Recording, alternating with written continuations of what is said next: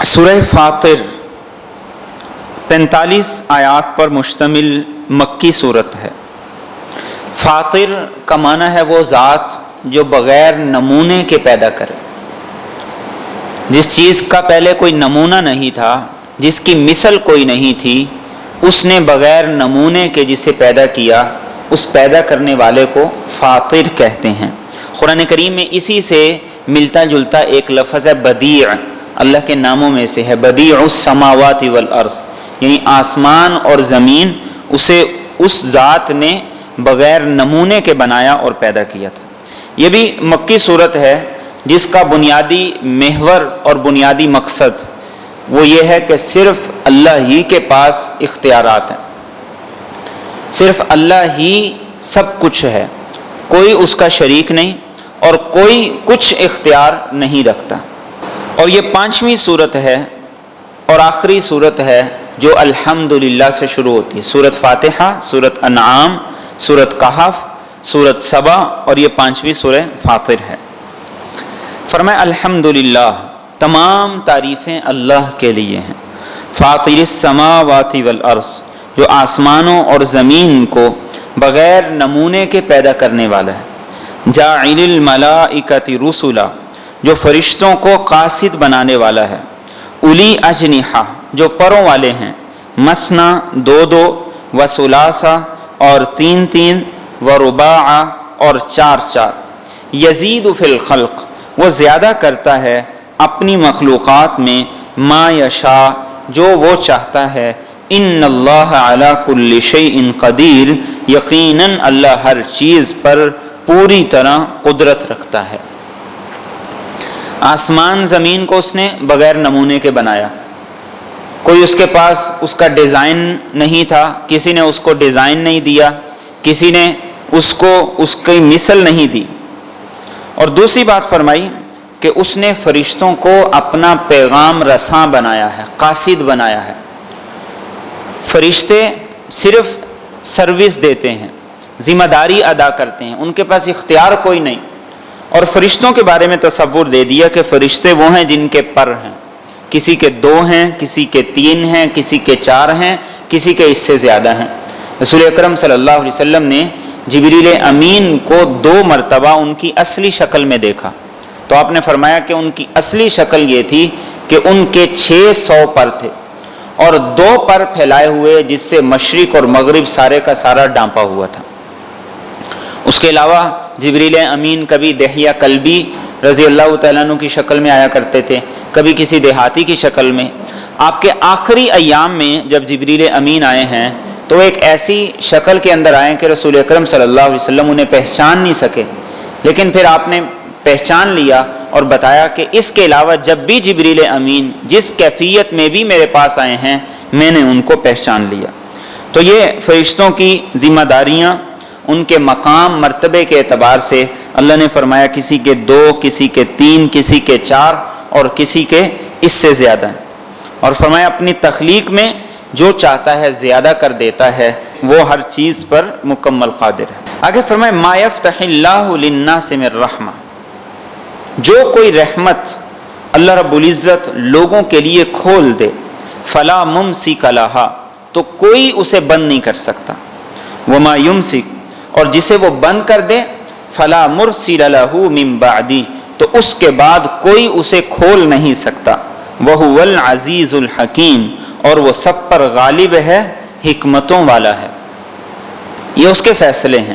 اگر کسی اور کے پاس کچھ اختیار ہوتا تو پھر اللہ کا فیصلہ کہیں نہ کہیں تبدیل ہو جاتا، لیکن اس نے نظام ایسا بنایا کہ سارے فیصلے وہ خود کرتا ہے۔ اور اسی سے ملتی جلتی دعا ہر نماز کے بعد رسول اکرم صلی اللہ علیہ وسلم کیا کرتے تھے۔ اللہم لا مانع لما اعطیت ولا معطی لما منعت۔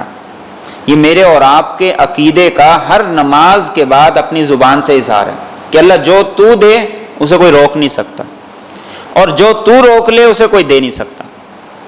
ہم ایسے ہی دوش دیتے رہتے ہیں کہ اس کی وجہ سے یہ رشتہ ہوتا رہ گیا، اس نے ٹانگ اڑا دی۔ ہم کہتے ہیں اس کی وجہ سے وہ میرا کسٹمر خراب ہو گیا، اس کی وجہ سے میرا کام خراب ہو گیا۔ ایک ہی مارکیٹ کے اندر بیٹھ کے 10 دکاندار ہیں ایک دوسرے سے حسد میں مبتلا ہیں.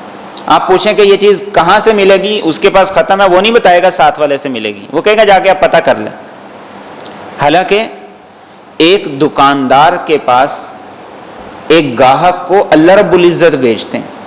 آپ خود زندگی میں تجربہ کریں، آپ کئی دفعہ کسی اور کے پاس جانا چاہ رہے ہوتے ہیں لیکن چلے کسی اور کے پاس جاتے ہیں. انسان کا کام تو یہ ہے کہ اس نے اپنی دکان کھولنی، اسباب کو پورا کرنا ہے. اب اس کے بعد گاہک کے دل میں اللہ رب العزت ڈالتے ہیں.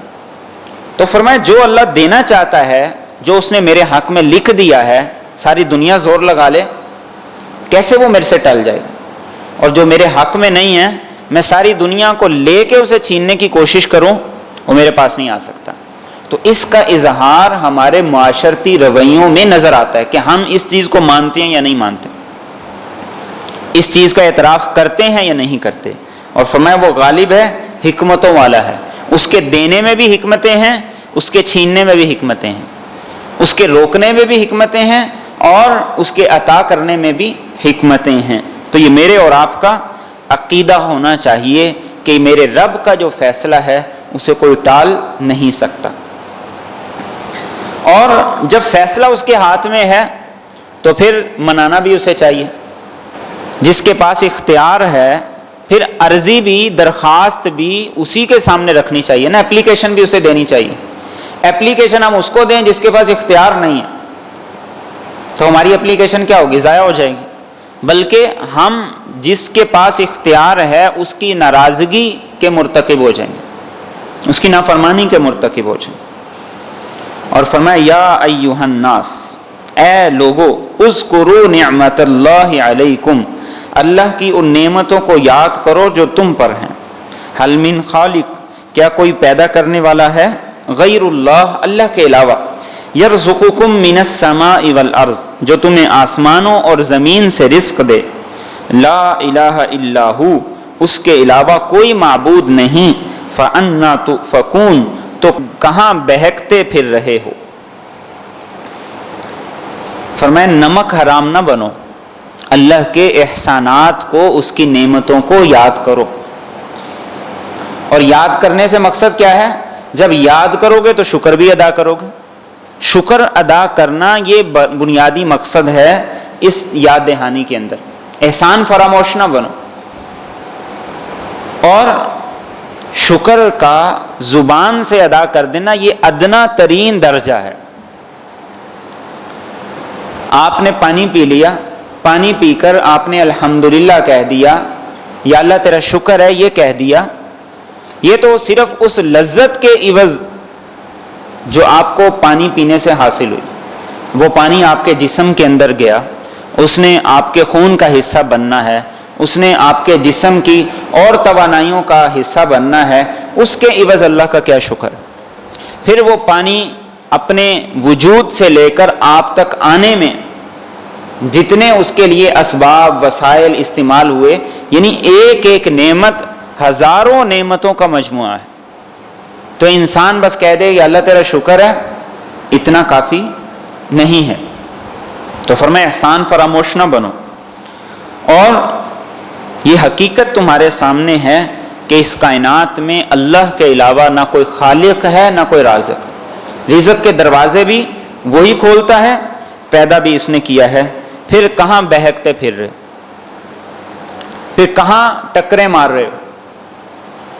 جہاں سب کچھ ہے، جس کے پاس اختیارات سارے ہیں، پھر اس کی طرف آؤ، اس کو مناؤ، اس کو راضی کرو، اس سے اپنے لیے فیصلے کروا لو. وہ فیصلہ کر دے تو کوئی مشکل نہیں ہے، کوئی اس کے فیصلے کو چیلنج نہیں کر سکتا. فَأَنَّا تُؤْفَكُونَ، تو میرے اور آپ کے لیے بھی ہم اسباب کو اسباب سے زائد اہمیت دینے لگ گئے. ہر معاملے کے اندر ہم اسباب کو اسباب سے زائد اہمیت دیتے. ہماری توجہ کسی بھی معاملے میں اللہ رب العزت کی ذات کی طرف نہیں جاتی سوائے اس کے کہ ہم نا امید ہو جائیں. امید کے حالات میں، خوشی کے حالات میں ہماری توجہ، ہماری نگاہ اللہ رب العزت کی طرف نہیں جاتی. تو یہی فرمایا فَأَنَّا تُؤْفَكُونَ، کہاں بہکتے پھر رہے ہو، کہاں ٹکرے مار رہے ہو، اس طرف آؤ جو اصل دروازہ ہے، جو اصل راستہ ہے۔ اور فرمایا وَإِن يُكَذِّبُوكَ، اور اگر یہ آپ کو جھٹلاتے ہیں، فَقَدْ كُذِّبَتْ رُسُلٌ مِّن قَبْلِكَ، تو یقیناً کئی رسولوں کو آپ سے پہلے جھٹلایا گیا۔ وَإِلَى اللَّهِ تُرْجَعُ الْأُمُورُ، اور اللہ کی طرف تمام امور لوٹائے جاتے ہیں۔ یعنی آپ پرواہ نہ کیجئے، غم نہ کیجئے، آپ سے پہلے ہر نبی کی تکذیب کی گئی، اسے جھٹلایا گیا، لیکن آخر فیصلہ اللہ کے پاس جاتا ہے، اور اللہ رب العزت تمام امور کا فیصلہ کریں گے، اور ان کے غلط کہنے سے آپ غلط نہیں ہو جائیں گے، ان کے جھٹلانے سے آپ کی دعوت اور آپ کی محنت وہ جھوٹی نہیں ہوگی۔ اور پھر فرمایا یا ایھا الناس، اے لوگو، ان وعد اللہ حق، یقیناً اللہ کا وعدہ سچ ہے، فلا تغرنکم الحیات الدنیا، تو دنیا کی زندگی ہرگز تمہیں دھوکے میں نہ ڈال دے، ولا یغرنکم باللہ الغرور، اور ہرگز تمہیں اللہ کے معاملے میں دھوکے باز شیطان دھوکے میں نہ ڈال دے۔ یہ دوبارہ پھر سورہ مبارکہ میں دوسری مرتبہ یا ایھا الناس سے خطاب ہے، یعنی ساری انسانیت کو خطاب ہے کہ اللہ کے وعدے سچے ہیں جو اس نے کیے ہیں اپنے بندوں کے ساتھ، دنیا کے معاملے میں، دین کے معاملے میں۔ تو انسان دھوکہ کہاں کھاتا ہے؟ دنیا کی زندگی میں، اور فرمایا کہ دنیا کی زندگی کے ساتھ دوسرا دھوکے باز ہے شیطان۔ ایک دنیا کا ماحول ایسا جو پرفریب ہے، زندگی ایسی، لوگوں کو انسان دیکھتا ہے، متاثر ہوتا ہے، اور دوسرا پھر شیطان اس کے دل کے اندر خیالات ڈالتا ہے، وسوسے ڈالتا ہے۔ تو ان دو وجوہات کی وجہ سے کبھی دھوکے میں نہ پڑنا۔ اور ہر شخص کو شیطان نے مختلف انداز سے دھوکوں میں ڈالا ہوا، ہر شخص کو مختلف انداز سے دھوکے میں ڈالا ہوا، فرما بردار کو اور لحاظ سے، نافرمان کو اور لحاظ سے۔ اس کے جال ہر انسان کے اعتبار سے مختلف ہیں، نمازی کے اعتبار سے مختلف ہے، بے نمازی کے اعتبار سے مختلف ہے۔ تو اس لیے فرمایا کہ دنیا کے زندگی کی وجہ سے دھوکے میں نہ پڑنا۔ اللہ کے رسول صلی اللہ علیہ وسلم کی وہ ایک دعا جو بہت چھوٹی سی ہے، اور کس موقع پر؟ جب آپ خندق کھود رہے تھے، سخت سردی تھی، بھوک کی شدت تھی، فاقہ تھا، پیٹ پہ 2 پتھر بندھے ہوئے تھے، تو آپ کی زبان پہ کیا تھی؟ اللہم لا عیش الا عیش الآخرہ، اے اللہ اصل زندگی تو آخرت کی زندگی ہے۔ ہمارے ساتھ فلپائن کے اسٹوڈنٹ پڑھا کرتے تھے، تو ایک دفعہ تو لمبا میں جب ہم پڑھتے تو ایک دفعہ ہم جا رہے ہیں، تو راستے میں ایک نیا گھر بنا تھا، تو اس کو دیکھ کے ہم 2-3 تھے، ایک دوست نے کہا کہ یہ کتنا خوبصورت ہے، تو اس کی زبان سے فوری نکلا اللہم لا عیش الا عیش الآخرہ، کہ اس دنیا میں جو کچھ ہے یہ دھوکہ، فریب، انسان کو پھنسانے کے لیے۔ تو اصل زندگی کیا ہے؟ آخرت کی زندگی ہے۔ جہاں ایسا خیال آئے، ایسا وسوسہ آئے، تو ہماری زبان پہ یہ دعا ہونی چاہیے کہ اللہ اصل زندگی تو آخرت کی زندگی۔ دنیا کی زندگی میں انسان خود راحت کے اندر ہوتا ہے، اولاد تکلیف میں ہو تو انسان کی وہ راحت بھی خراب۔ انسان کھانا بڑا مزے کا کھا لیتا ہے، بعد میں خطرہ ہی رہتا ہے کہ شوگر اوپر نہ ہو جائے، نیچے نہ ہو جائے۔ یہ ہمارے ڈاکٹر صاحب دیکھو بیٹھے ہوئے ہیں، جنہوں نے قسم کھائی ہوئی ہے کہ کچھ کھانا ہی نہیں ہے۔ یعنی مقصد یہ ہے کہ انسان یہاں پر ساری راحتوں کے باوجود ہر وقت وہ ایک خطرے کی کیفیت کے اندر رہتا ہے، پریشانی کی کیفیت ہے، ایک پریشانی کی کیفیت اسے تمام نعمتوں، تمام راحتوں کے باوجود گھیرے رہتی۔ آپ کے پاس بینک بیلنس بھی ہے، گھر بھی ہے، راحت کے سارے اسباب بھی ہیں، لیکن پھر سوتے ہوئے پریشانی یہ ہے کہ کل اس کے جو پیسے دینے ہیں، اگر جس سے میں نے لینے ہیں اس نے نہ دیا تو کیا ہوا، پھر میں کہاں سے دوں گا۔ یہ دنیا کی زندگی ہے۔ اسی لیے اللہ کے رسول صلی اللہ علیہ وسلم نے کیا فرمایا؟ اللہم لا عیش الا عیش الآخرہ۔ اسی سورہ مبارکہ کے اندر آگے چل کے بڑا خوبصورت منظر آئے گا کہ اصل زندگی بس آخرت کی زندگی ہے۔ مومن کہتا ہے کہ چلو کوئی بات نہیں، نظر انداز کرو، گزر جاؤ۔ پھر کوئی رکاوٹ آ گئی ہے، پھر کوئی اسپیڈ بریکر آ گیا وہ اس سے بھی گزر جاتا ہے، کوئی بات نہیں. کوئی کھڈا آ گیا وہ کہتا ہے چلو اس سے بھی گزر جاؤ، کوئی بات نہیں. کیوں؟ اس کو پتا میں نے آگے منزل تک پہنچنا ہے جہاں جا کے مجھے ریسٹ ملے گا، آرام ملے گا، راحت ملے گی. تو فرمایا دنیا کے دھوکے سے فریب میں نہ پڑنا، دنیا کی زندگی سے فریب میں نہ پڑنا، لوگوں کے رہن سہن سے، لوگوں کی عیش و عشرت سے اور ان کے طرز زندگی سے، لائف سٹائل سے دھوکے میں نہ پڑنا. اور شیطان بھی پھر پوری کوشش کرے گا، شیطان بھی پورے باغ دکھائے گا، اور یہی سارے باغ دکھا دکھا کر ہمارا آدھا ملک انفرادی طور پر بھی اور ساری حکومت بھی سود پہ لگ گئی. انشورنس والے آئیں گے، وہ آپ سے کہیں گے جی آپ اپنی لائف کی انشورنس کرا لیں، ہیلتھ کی کرا لیں، بچوں کی کرا لیں، آپ تو مر جائیں گے. انسان سمجھتا ہے بس میں واقعی مر گیا ہوں، آپ کے بعد آپ کے بچوں کا کیا ہوگا، ہم آپ کے بچوں کی شادیاں کرائیں گے، یہ کریں گے وہ کریں گے. انسان کہتا ہے چلو ٹھیک ہے، یہ جوبلی والوں سے انشورنس کرا لو، اسٹیٹ لائف والوں سے کرا لو، اور یہ فلاں سے کرا لو، فلاں سے کرا لو. یہ کیا ہے؟ یہ سارے دھوکے ہیں. جس رب نے پیدا کیا ہے انسان اس پہ اپنی رسی نہیں ڈالتا، اور یہ چھوٹی چھوٹی رسیاں، یہ چھوٹے چھوٹے رشتے، یہ چھوٹے چھوٹے ناطے، انسان ان کو سمجھتا ہے یہ بڑے مضبوط قسم کے ہیں، جن کو قرآن کریم نے کیا کہا؟ کمثل العنکبوت، یہ مکڑی کا جالا ہے، تھوڑی سی آواز چلنی ہے یہ سب ٹوٹ کے بکھر جائیں گے. تو فرمایا شیطان بھی تمہیں دھوکے میں نہ ڈالے. اور فرمایا ان الشیطان لکم عدو، یقیناً شیطان تمہارا دشمن ہے، فاتخذوہ عدوا، تو تم بھی اسے اپنا دشمن ہی سمجھو. انما یدعو حزبہ، وہ تو صرف اپنے لشکر کو پکارتا ہے، لیکونوا من اصحاب السعیر، تاکہ وہ دوزخ والوں میں سے ہو جائیں. شیطان کا مقصد ہے کہ اس کی پارٹی میں زیادہ سے زیادہ بندے آ جائیں، اور نتیجہ کیا ہے؟ سب جہنم میں دوزخ میں چلے جائیں. تو شیطان نے تمہیں اپنا دشمن قرار دیا ہے، تم سے دشمنی کا اس نے اعلان کیا ہے، لہذا تم بھی اس کو اپنا دشمن بناؤ اور سمجھو. حج کے موقع پر جو کنکریاں ماری جاتی ہیں، اس کنکریاں مارنے سے یہ مقصد نہیں ہے کہ وہ شیطان کو مار رہے ہیں، وہ ایک علامت ہے کہ آج کے بعد میری شیطان سے دشمنی ہے، میں نے اس کو مار دیا ہے، آج کے بعد میری اس کی دوستی نہیں ہو سکتی، میری اس کی بن نہیں سکتی. زبان سے ہم جس آدمی کے ساتھ لڑ لیں، جھگڑ لیں، اس آدمی کے ساتھ صلح آسانی سے ممکن ہے. جس کے ہم گریبان تک چلے جائیں اس کے ساتھ تھوڑی اور مشکل ہو جاتی. جس کو ہم اچھی طریقے سے مار بھی دیں اور اس کی پھینٹی بھی لگا دیں تو وہاں صلح کرنے کے لیے بڑی تگودو کرنی پڑتی ہے.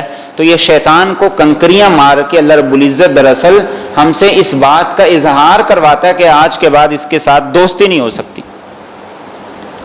وہاں کا منظر تو بسا اوقات بڑا جذباتی ہوتا ہے کہ انسان وہ دور دور سے زور زور سے مار رہا ہوتا ہے، لیکن جیسے ہی وہاں سے مار کے پیچھے ہٹے، خیمے میں آ کے لڑائی شروع کر دی. وہاں سے مار کے پیچھے ہٹے تو پھر یہ نہ دیکھا کہ اب کیا کرنا ہے، کیا نہیں کرنا، کیسے کرنا ہے، کیسے نہیں کرنا. اور حج کے اعمال میں آپ یہ دیکھیں کہ مینا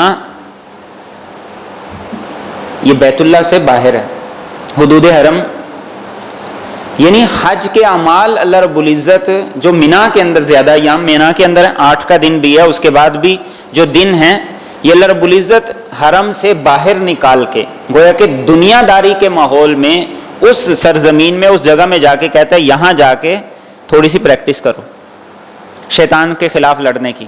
اس لیے کہ مسجد میں بیت اللہ میں بیٹھ کر تو ظاہری بات ہے انسان کی کیفیات، اس کی سوچ وہ بڑی مختلف ہو جاتی. تو اس لیے اللہ فرماتے ہیں وہ تمہارا دشمن ہے، اس کی کوشش ہے زیادہ سے زیادہ لوگ میرے ساتھ مل جائیں، تم نے اس کے ساتھ نہیں ملنا، اسے اپنا دشمن ہی سمجھنا ہے. اور آگے فرمائے الذین کفروا لہم عذاب شدید، وہ لوگ جنہوں نے کفر کیا ان کے لیے سخت عذاب ہے. والذین آمنوا وعملوا الصالحات، اور وہ لوگ جو ایمان لے آئے اور انہوں نے نیک اعمال کیے، لہم مغفرہ، ان کے لیے بخشش ہے، واجر کبیر، اور بہت بڑا اجر ہے. ایمان اور اعمال صالحہ قرآن کریم بار بار اس پہ زور دیتا ہے، اس کی تاکید کرتا ہے کہ کچھ کرو گے تو اللہ کی طرف سے کچھ ملے گا. ایمان لانا یہ سمجھو اس راستے کی بنیادی اکائی ہے، اس کا آغاز ہے۔ اگر انسان اسی پر قناعت کر کے بیٹھ جائے، اسی پر مطمئن ہو کر بیٹھ جائے، اگلے درجات نہ طے کرے تو وہ کامیابی تک نہیں پہنچ سکتا۔ اور فرمایا افمن زین لہ سوء عملہ، کیا بھلا وہ شخص جس کے لیے اس کا برا عمل مزین کر دیا گیا، فرآہ حسنا، پھر وہ اسے عمدہ سمجھنے لگا، فإن اللہ یضل من یشاء، تو یقیناً اللہ گمراہ کرتا ہے جسے چاہتا ہے، ویہدی من یشاء، اور ہدایت دیتا ہے جسے چاہتا ہے، فلا تذہب نفسک علیہم حسرات، لہذا آپ اپنی جان ان پر افسوس کرتے ہوئے نہ ختم کریں، ان اللہ علیم بما یصنعون، یقیناً اللہ خوب جانتا ہے اس کو جو کچھ یہ کر رہے ہیں۔ انسان کے غلط ہونے کی کئی صورتیں ہیں، نافرمانی کی کئی صورتیں ہیں۔ ایک نافرمانی کی صورت یہ ہے انسان گناہ کر رہا ہے لیکن وہ یہ سمجھ رہا ہے کہ میں غلط کر رہا ہوں۔ چور چوری کر رہا ہے، وہ کہتا ہے کہ میں غلط کر رہا ہوں۔ شرابی شراب پی رہا ہے، وہ کہتا ہے میں غلط کر رہا ہوں۔ زانی زنا کر رہا ہے، وہ کہتا ہے میں غلط کر رہا ہوں۔ ایک یہ گناہ ہے۔ ایسے آدمی کو نصیحت، تذکیر، سمجھانا، بتانا، آگاہ کرنا کبھی نہ کبھی فائدہ دے گا۔ قرآن کریم یہاں کہہ رہا ہے ایک وہ شخص ہے جو غلط کر رہا ہے اور وہ سمجھ یہ رہا ہے کہ میرا لائف سٹائل بڑا اچھا ہے، میری زندگی بڑی اچھی چل رہی ہے۔ ہم اپنے کلچر کو پروموٹ کرنے کے لیے کوشش کر رہے ہیں۔ جو آدمی بے حیائی کو کلچر کے نام پہ فروغ دے، پروموٹ کرے، یہ وہ شخص ہے جو گناہ کو اچھائی کا کام سمجھ۔ آج کے معاشروں کے اندر اگر ہم دیکھیں تو پوری دنیا میں کتنے ہی ایسے لوگ ہیں، کتنی ہی ایسی NGOs ہیں، ایسے افراد ہیں جو برائی کو، غلط چیزوں کو اچھے لیبل لگا کر پروموٹ کرنے کی کوشش میں، اور وہ کیا کہہ رہے ہیں کہ ہمارے اہداف ہمیں حاصل ہو رہے ہیں، ہم بڑی محنت سے یہ کچھ کر رہے ہیں۔ تو جب انسان کی نظر میں نیکی اور تقوی، اس کو دقیانوسیت کہا جائے، اور گناہ، بے حیائی اور اس طرح کے کاموں کو یہ کہا جائے کہ یہ روشن خیالی ہیں، تو فرمایا کہ ایسے آدمی کو اللہ گمراہی کے راستے پر چھوڑ دیتا ہے۔ پھر اللہ کہتا ہے ٹھیک ہے، جہاں تک تم نے جانا ہے جاؤ، جہاں تک دوڑ لگانی ہے دوڑ لگاؤ۔ شیطان نے اللہ رب العزت سے یہ کہا تھا کہ میں نے بندوں پہ محنت کی، ان کو گمراہ کیا، ان کو گناہوں پہ لگایا، لیکن انہوں نے استغفار کر کے میری کمر کو توڑ دیا۔ تو میں نے اگلا حربہ یہ استعمال کیا کہ میں نے ان کو ایسے گناہوں میں لگا دیا کہ اب وہ گناہ کو گناہ ہی نہیں سمجھتے، اب وہ گناہ کو گناہ ہی نہیں سمجھتے۔ تو جب گناہ کو گناہ ہی نہیں سمجھنا تو توبہ کیسی، استغفار کیسا، پھر انسان کے اندر ندامت کیسے آئے گی؟ پھر ایسا انسان زندگی کے کسی مرحلے پر بھی توبہ کا نہیں سوچے گا، وہ کہے گا میں بڑی اچھی زندگی گزار رہا ہوں، میرا طرز زندگی بڑا اچھا ہے۔ تو اس لیے اس بات کی ضرورت ہے کہ گناہ کو گناہ کی نظر سے دیکھیں، غلط کو غلط سمجھیں۔ غلط کو غلط سمجھیں گے تو اس سے نفرت بھی کریں گے، اس سے بچنے کی کوشش بھی کریں گے، اور اگر غلط کو غلط نہیں سمجھیں گے تو کسی نہ کسی دن اس میں مبتلا بھی ہو جائیں گے، کسی نہ کسی دن اس کے اندر مبتلا بھی ہو جائیں گے۔ اس کو آپ ظاہری مثال کے ساتھ ایسے سمجھ سکتے ہیں، ایک پیشاب کے قطرے ہیں، ہم اسے ناپاک سمجھتے ہیں، اس سے بچنے کی کوشش کرتے ہیں۔ کیچڑ ہے، کیچڑ کو گندا سمجھتے ہیں، اس سے بچنے کی کوشش کرتے ہیں۔ لیکن عملی زندگی کے اندر بہت سے گناہ ایسے ہیں کہ جن کو ہم گناہ ہی نہیں سمجھتے، تو نتیجہ کیا ہے؟ نہ بچنے کی کوشش کرتے ہیں اور نہ ہی تصور کے اندر، ذہن کے اندر یہ بات ہوتی ہے کہ میں غلط کر رہا ہوں۔ تو گناہ کو گناہ سمجھنا، غلط کو غلط سمجھنا، شیطان کے ان ہتھ کنڈوں کو سمجھنا، یہ میرے اور آپ کی ذمہ داری ہے۔ اور وہ سمجھیں گے کیسے؟ جب ہم خود دین کو جانیں گے، اس کے بارے میں آگاہی حاصل کریں گے، دین کا مقصد کیا ہے، دین کہتا کیا ہے اور کن باتوں کے بارے میں رہنمائی کرتا ہے۔ تو اس لیے فرمایا جس کے لیے برا عمل مزین کر دیا اور پھر وہ اس کو عمدہ سمجھنے لگا، تو ایسا آدمی یہ کبھی ہدایت کی راہ پر نہیں آ سکتا۔ اور شیطان نے یہی حربہ استعمال کیا ہے ہر برائی کو معاشرے کے اندر پروان چڑھانے کے لیے۔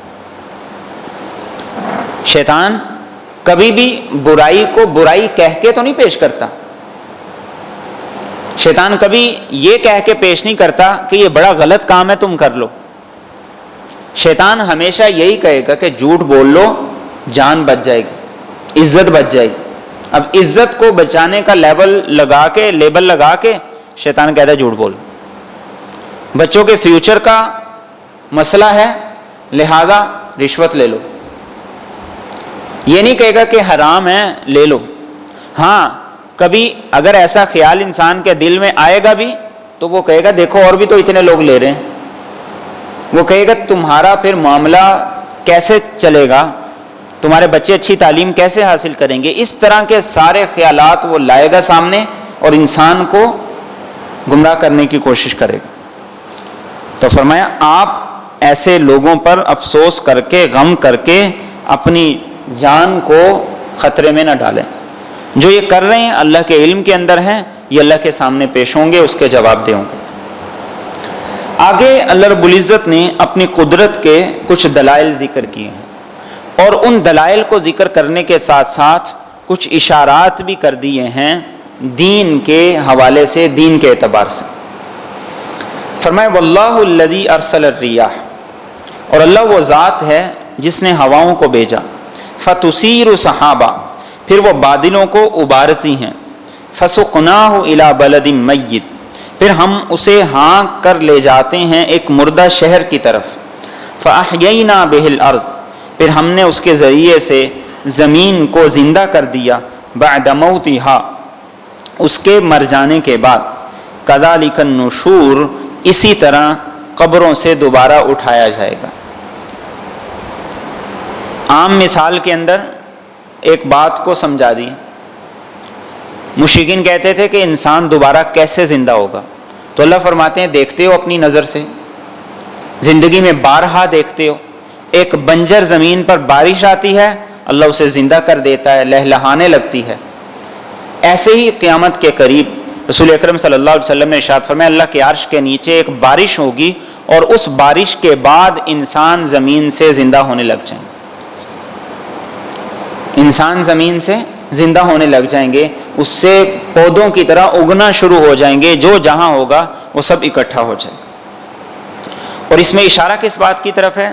دوسرا اشارہ ہے اس بات کی طرف کہ جیسے بارش آسمان سے آتی ہے، ایسے ہی یہ اللہ کا کلام، یہ قرآن کریم، یہ آسمان سے آیا ہے۔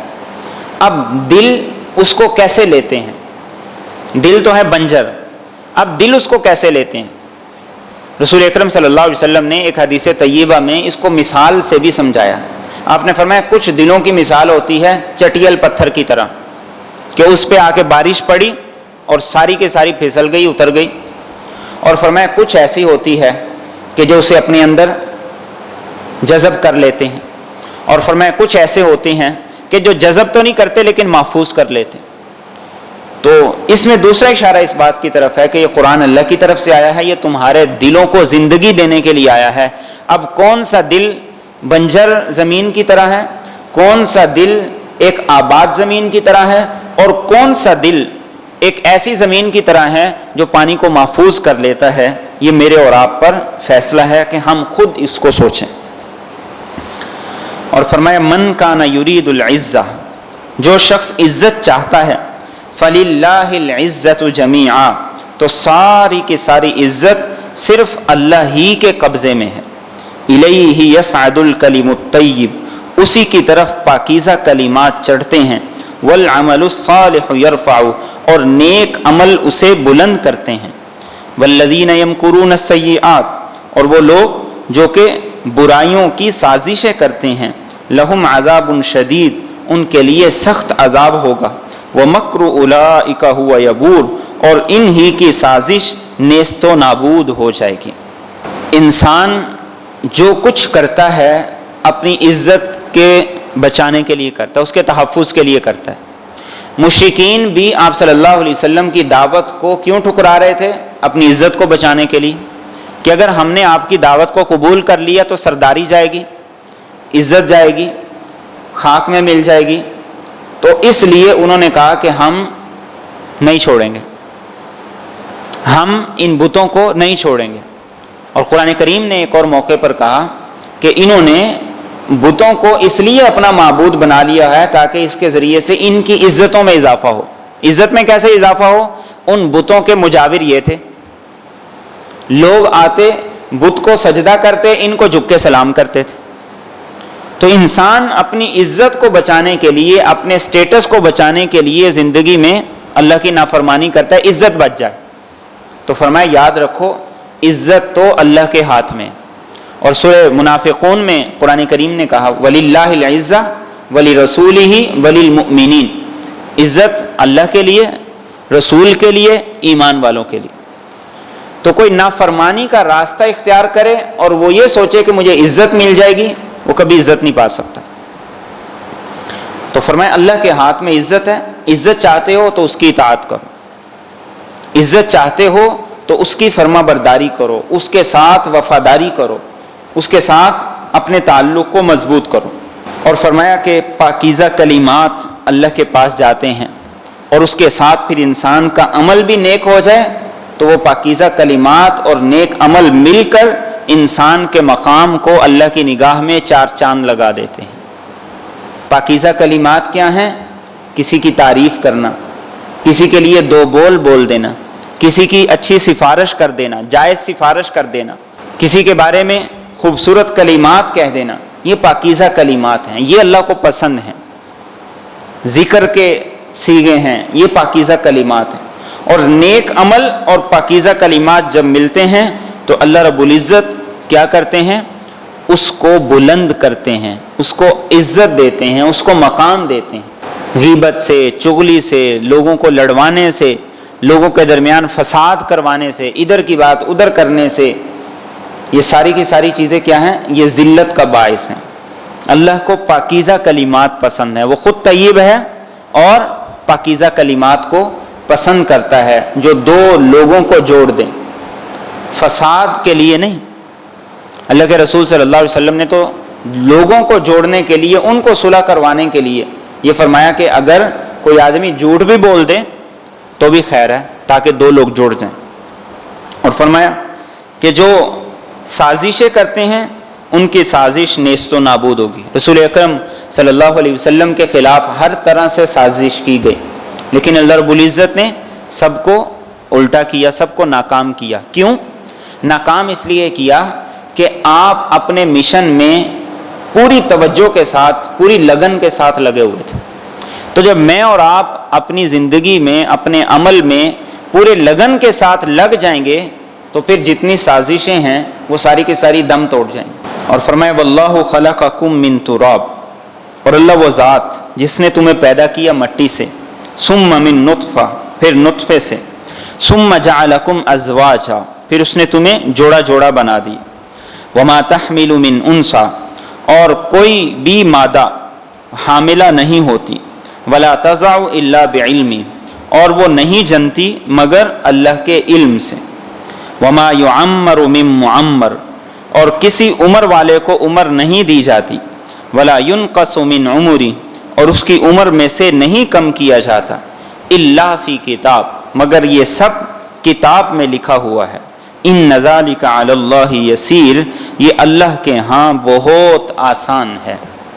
یہ اللہ کے علم کی وسعت ہے کہ اس کا علم اتنا وسیع ہے کہ اس نے انسان کو، آدم علیہ السلام کو مٹی سے پیدا کیا، اس کے بعد اس دنیا میں اربوں افراد آئے اور اس نے ان کا ایک نظام بنا دیا۔ اور اس کا علم کیسے وسیع ہے؟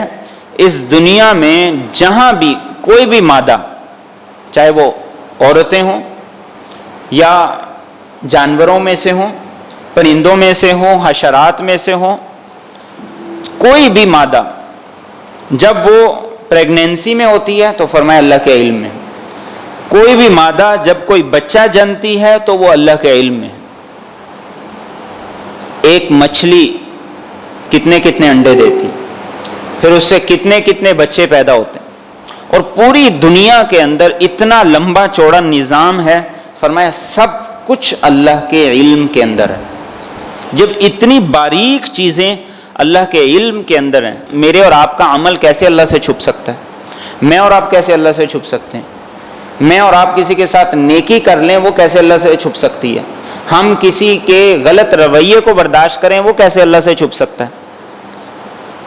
اور فرمایا کہ جس کی عمر میں اضافہ ہو رہا ہے 30 سے 40، 40 سے 50، وہ اللہ کے علم میں ہے. اور جو کم عمری میں دنیا سے جا رہا ہے، کوئی 30 سال کی عمر میں چلا گیا، کوئی 22 سال کی عمر میں چلا گیا، سب اللہ کے علم میں ہے، سب اس کے ریکارڈ کے اندر ہے. اور فرمایا اللہ کے لیے یہ ریکارڈ رکھنا کوئی مشکل نہیں، بڑا آسان ہے. یہ انسانوں کے بنائے ہوئے ریکارڈ وہ اتنے محفوظ رہ سکتے ہیں، تو اللہ کے بنائے ہوئے ریکارڈ وہ کیسے محفوظ نہیں رہ سکتے؟ انسانوں کے بنائے ہوئے ریکارڈ تو پھر کبھی نہ کبھی وائرس کی زد کے اندر آ جاتے ہیں. اللہ کے بنائے ہوئے ریکارڈ وہ کبھی بھی وائرس کی زد کے اندر نہیں آ سکتے.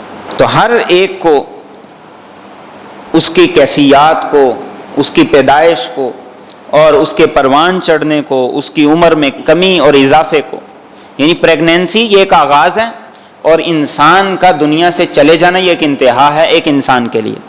تو فرمایا ایک آغاز سے لے کر اس کی انتہا تک سب کچھ اللہ کے علم کے اندر ہے، اس کے ریکارڈ کے اندر ہے. آج اکثر بات کی جاتی ہے کہ ایسی تحقیق کی جا رہی ہے، ایسی میڈیسن بنائی جا رہی ہے کہ جس سے انسان کی عمر کے اندر اضافہ ہو جائے گا. یہ دعویٰ تو تب ممکن ہے جب یہ پتہ چلے کہ فلاں آدمی کی عمر اللہ کے کاغذوں میں اتنی تھی، اب اس میڈیسن کی وجہ سے اتنی ہو گئی. جب ہم اس چیز کا دعویٰ نہیں کر سکتے، اس چیز کو ثابت نہیں کر سکتے، تو پھر ہم یہ کیسے کہہ سکتے ہیں کہ عمر کے اندر اضافہ ہو گیا ہے، یا اس وجہ سے اس چیز کے اندر اضافہ ہو گیا. اور آگے فرمائے وما یستوی البحران، یہ دو دریا یکساں نہیں، ھذا عذب فرات سائغ شرابہ، یہ تو میٹھا ہے، پیاس بجھانے والا ہے، اور اس کا پانی خوشگوار ہے. وَھذا ملح اجاج، اور یہ کھاری ہے، کڑوا ہے. وَمِن كُلٍّ تَأْكُلُونَ، اور ہر ایک سے تم کھاتے ہو، لحمن طریا، تازہ گوشت. وَتَسْتَخْرِجُونَ حِلْيَا، اور تم نکالتے ہو زیور کو، تلبسونہا، جسے تم پہنتے ہو. وَتَرَى الْفُلْكَ فِيهِ، اور تو دیکھتا ہے کشتیوں کو اس میں، مواخر، وہ پھاڑتی چلی آتی ہیں، لِتَبْتَغُوا مِن فَضْلِهِ، تاکہ تم اس کے فضل کو تلاش کرو، وَلَعَلَّكُمْ تَشْكُرُونَ، اور تاکہ تم شکر ادا کرو. یہ اللہ کی نعمتیں ہیں. فرمایا کہ دو طرح کے پانی کے ذخیرے اس نے رکھے، ایک جو پینے کے قابل ہے، پیاس بجھاتا ہے، انسان کے لیے اس کا پینا راحت کا باعث ہے، اور ایک ہے جو پینے کے کام نہیں آتا. لیکن اللہ نے دونوں قسم کے پانیوں سے تمہارے لیے رزق کا انتظام کیا. دریا کی بھی مچھلی ہے، سمندر کی بھی مچھلی ہے، اور پھر ان پانیوں سے تمہارے لیے مختلف قسم کے زیورات ہیں، وہ نکلتے ہیں جن کو تم پہن کے فخر کا اظہار کرتے ہو. اور پھر انہی پانیوں کے ذریعے سے اللہ رب العزت نے تمہارے لیے امپورٹ ایکسپورٹ کا ایک بہت بڑا کاروبار، اس کا جال بچھا دیا ہے.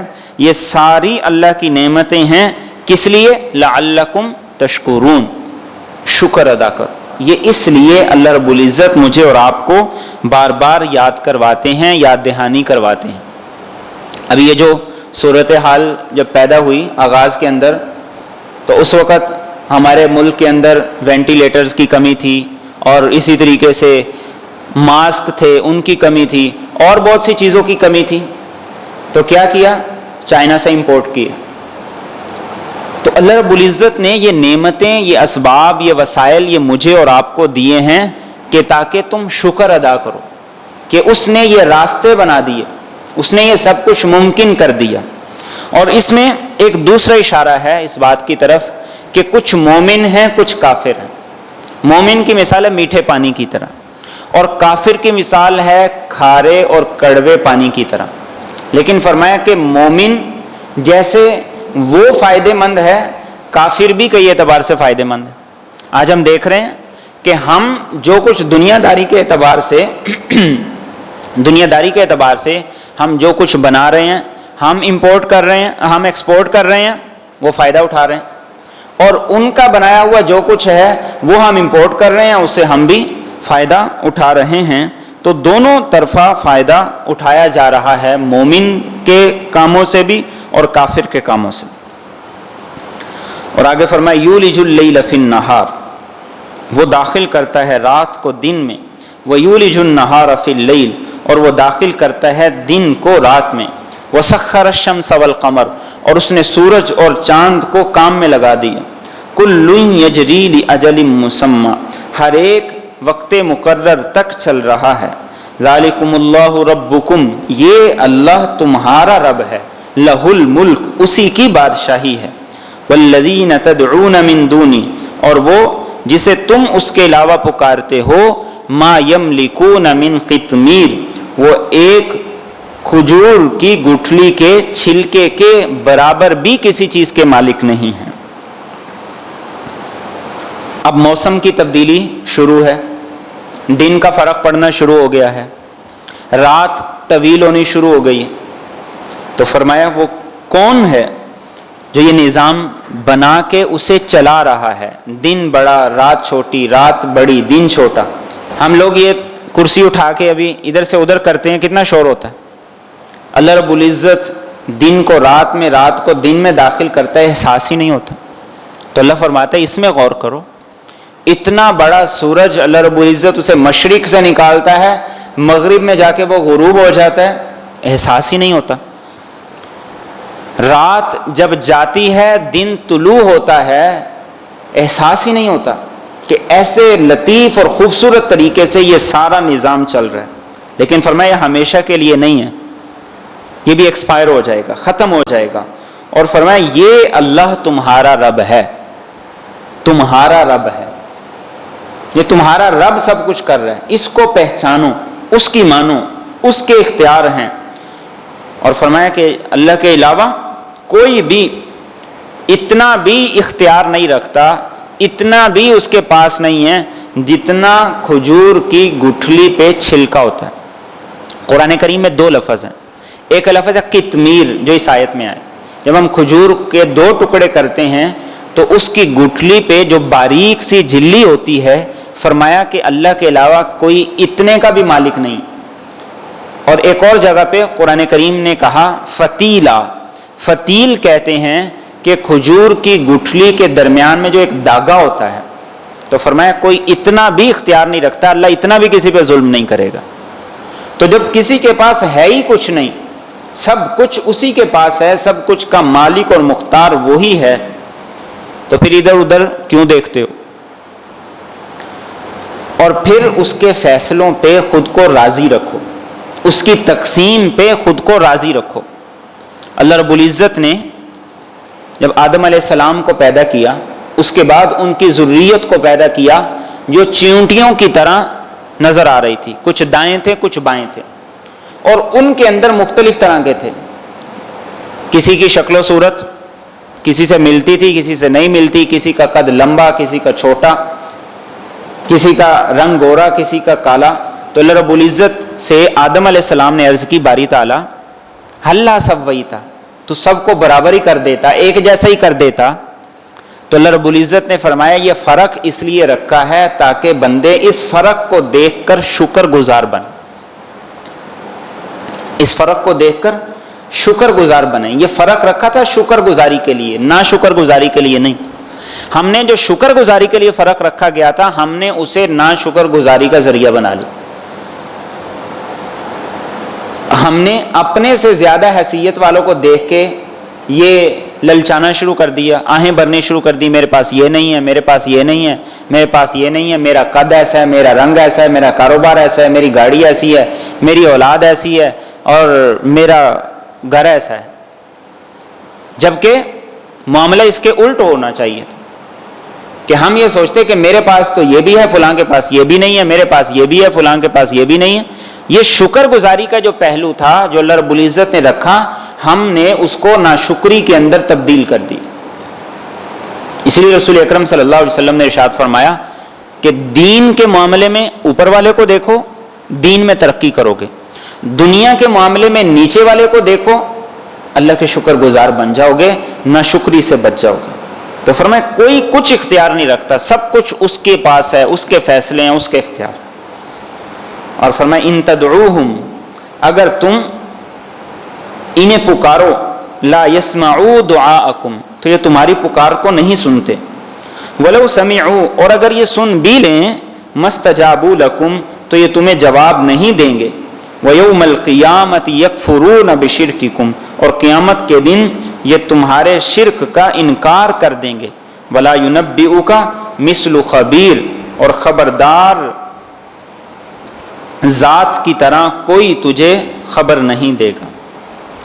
پکارو تو یہ سن نہیں سکتے، اور اگر سن بھی لیں تمہارے کام نہیں آ سکتے. فیصلہ اسی نے کرنا ہے، اختیار اسی کا ہے، تو پھر پکارنا ہی کیوں. اور فرمایا اگر پھر بھی تم اپنی ضد پر اڑے رہو گے تو کل قیامت کے دن جب ان سے سامنا ہوگا تو یہ کہہ دیں گے کہ ہم نے تو انہیں کہا ہی نہیں ہماری عبادت کرو، انہوں نے تو ہماری عبادت کی نہیں، انہوں نے تو ہماری پرستش کی نہیں ہے. اور فرمایا کہ خبیر اللہ رب العزت کی ذات ہے، وہ تمہیں بتا رہی. آزمائی ہوئی چیز کو آزمانا نہیں چاہیے.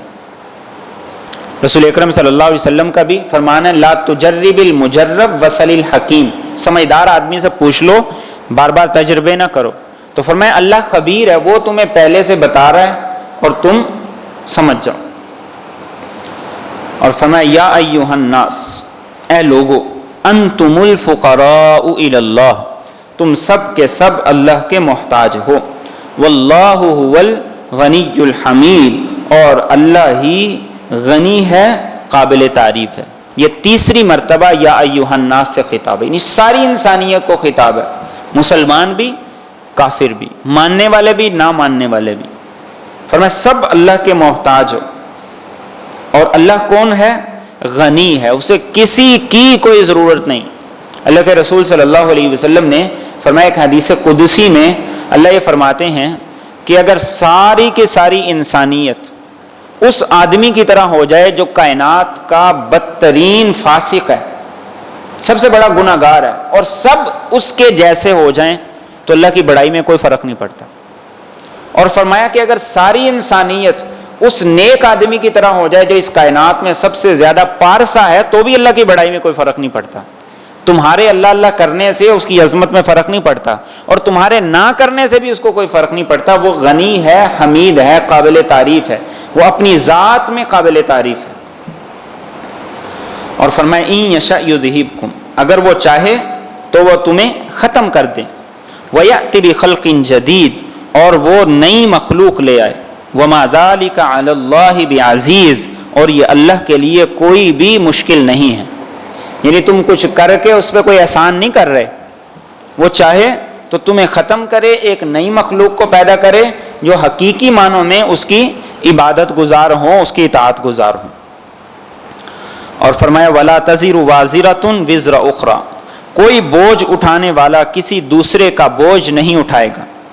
وان تدع مثقلا، اور اگر کوئی بوجھ میں دبا ہوا پکارے گا الی حملھا، اپنے بوجھ کو اٹھانے کے لیے، لا یحمل منہ شیء، تو اس کی طرف سے کچھ بھی نہیں اٹھایا جائے گا. ولو کان ذا قربا، اگرچہ وہ رشتہ دار ہی کیوں نہ ہو. انما تنذر الذین، آپ صرف اور صرف خبردار کریں ان لوگوں کو، یخشون ربہم بالغیب، جو اپنے رب سے ڈرتے ہیں بن دیکھے. واقاموا الصلاۃ، اور وہ نماز قائم کرتے ہیں. ومن تزکا، جس نے پاکیزگی اختیار کی، فإنما يتزکا لنفسی، تو وہ صرف اور صرف پاکیزگی ہے اس کے اپنے فائدے کے لیے. وإلی اللہ المصیر، اور اللہ ہی کی طرف لوٹ کر جانا ہے. کسی کی ذمہ داری کل قیامت کے دن کوئی نہیں اٹھائے گا. دنیا داری میں بھی بسا اوقات رشتہ دار کہہ دیتے ہیں کہ تم یہ کر لو، کل قیامت کے دن کہنا کہ اماں نے کہا تھا یا ابا نے کہا تھا یہ کر لو، ہم خود ذمہ دار ہو جائیں گے. لوگ بھی کہہ دیتے ہیں کہ تم کر لو، کل قیامت کے دن کچھ ہوا تو مجھے پکڑ لینا. تو فرمایا کوئی کسی کا بوجھ نہیں اٹھائے گا، رشتہ دار ہی کیوں نہ ہو. کوئی چاہے کہ دوسرا مجھے اپنے گناہوں کا بوجھ دے دے، فرمایا تب بھی نہیں وہ لے سکے گا. اور فرمایا کہ نصیحت کا اصل فائدہ ان لوگوں کو ہے جنہوں نے رب کو دیکھا نہیں، وہ ڈرتے ہیں، نماز قائم کرتے ہیں. نماز یہ اللہ کا تصور پیدا کرتی ہے، نماز یہ اللہ کا استحضار پیدا کرتی ہے. اور فرمایا کہ اگر انسان پاکیزگی اختیار کرتا ہے تو اس کا فائدہ اسے ہوگا، کسی کو نہیں ہوگا. انسان اپنی قبر میں جائے گا تو راحت اسے ملے گی. دنیا داری کے اندر پاکیزگی اختیار کرتا ہے تو انسان کی نیک نامی اللہ رب العزت پیدا کریں گے.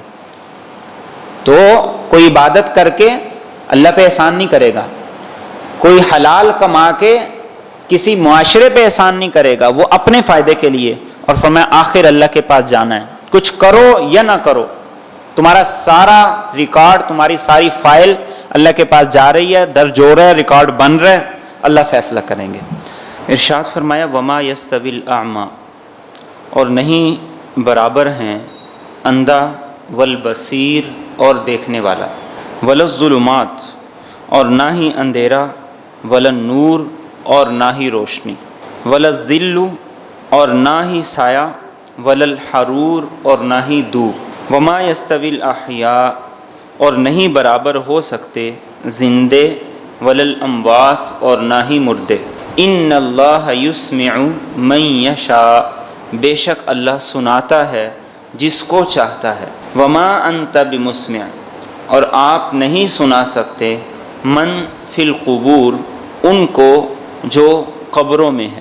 ان انت الا نذیر، آپ نہیں ہیں مگر ایک خبردار کرنے والے. یہ مختلف مثالیں اللہ رب العزت نے دی ہیں، تمثیلات ہیں ایمان اور کفر کو، مومن اور کافر کے فرق کو بتانے کے لیے، کہ گویا مومن ایسے ہے جیسے آنکھوں سے دیکھنے والا، اور کافر ایسے ہے جیسے اندھا ہے.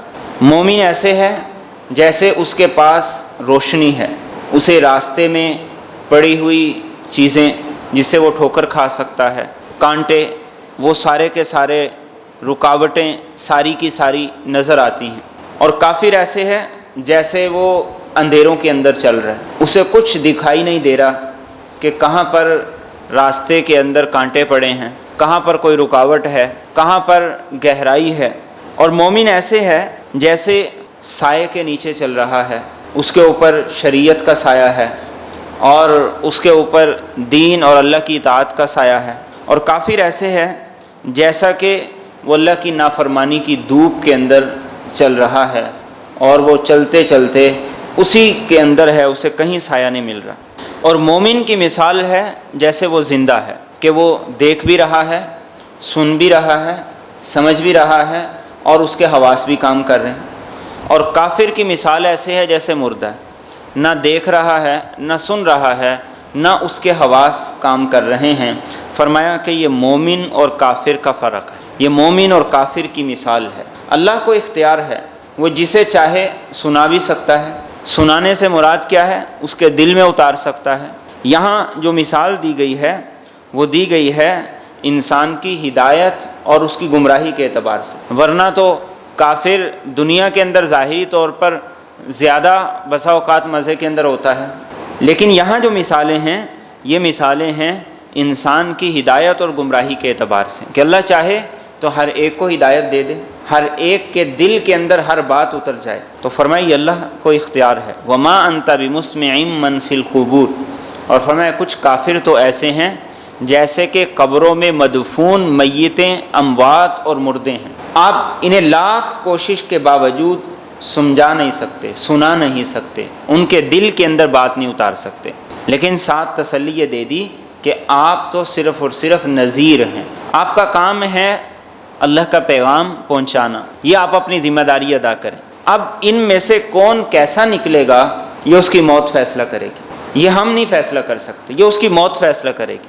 کوئی ایسا بھی ہو سکتا ہے جو موت سے کچھ وقت پہلے ایمان میں داخل ہو جائے، اور کوئی ایسا بھی ہو سکتا ہے جو موت سے کچھ دیر پہلے نعوذ باللہ کفر اختیار کر لے. اس لیے آپ صلی اللہ علیہ وسلم کو یہ فرمایا کہ آپ اس بات سے دل برداشتہ نہ ہو کہ میری محنت کا کوئی اثر نظر نہیں آ رہا. آپ اثر کے مکلف نہیں ہیں، آپ اثر کے ذمہ دار نہیں ہیں. اس کا اثر، اس کا نتیجہ، اس کا رزلٹ سب اللہ کے ذمے ہے. آپ کا کام ہے محنت کرنا، آپ کا کام ہے اپنی ذمہ داری کو ادا کر دینا. اس لیے آپ دل برداشتہ نہ ہوں. اور یہی بات میرے اور آپ کے لیے بھی ہے، اولاد کے معاملے میں بالخصوص. اور جنہیں ہم دین کی بات کہتے ہیں، نصیحت کرتے ہیں، اس کے فائدے کی بات کہتے ہیں، اس کو کوئی اچھا مشورہ دیتے ہیں، ہمارے لیے بھی بیائی نہیں یہی بات ہے، دل برداشتہ نہ ہو. یہ کبھی نہ زندگی میں کہیں کہ میں نے بڑا سمجھا لیا، اب سمجھتا ہے تو سمجھے، نہ سمجھتا ہے تو نہ سمجھے، یہ نہ کہیں. اس لیے کہ رسول اکرم صلی اللہ علیہ وسلم کی حیات طیبہ میں ہم یہ دیکھتے ہیں کہ ایسے لوگ جن کو آپ آغاز سے اسلام کی دعوت دے رہے تھے، 13 سال مکی زندگی اور 8 سال مدنی زندگی میں ایمان نہیں لائے، لیکن مکہ فتح ہوا تو ایمان لے آئے، ایمان والوں میں شامل ہو گئے. اس سے پہلے وہ کافروں کے لشکر میں ہوتے تھے، ان کی طرف سے سپہ سالار بن کے آتے تھے، ان کی طرف سے فوجی بن کے آتے تھے، ان کے معاون ہوتے تھے. تو یہ بات میرے اور آپ کے ذہن میں بطور مسلمان کبھی نہیں آنی چاہیے کہ اس آدمی کو ہدایت مل ہی نہیں سکتی، یہ آدمی کبھی راہ راست پہ نہیں آ سکتا. ہاں، ہم اپنی محنت کا طریقہ اس کو بہتر سے بہتر کریں. بہت سی خامیاں ہماری محنت میں ہیں، ہمارے کہنے سننے میں ہیں، بالخصوص اولاد کے معاملے میں. اولاد کے معاملے میں ہمارا عمومی رویہ اصلاح کا نہیں ہوتا بلکہ انہیں ذلیل کرنے کا ہوتا ہے. ان کے ساتھ ہمارا رویہ نرمی کی بجائے سختی کا ہوتا ہے. اور اصلاح اور نصیحت کے لیے سختی نہیں، نرمی ضروری. سختی کے ساتھ معاملہ بگڑ جائے، نرمی ضروری، شفقت ضروری ہے.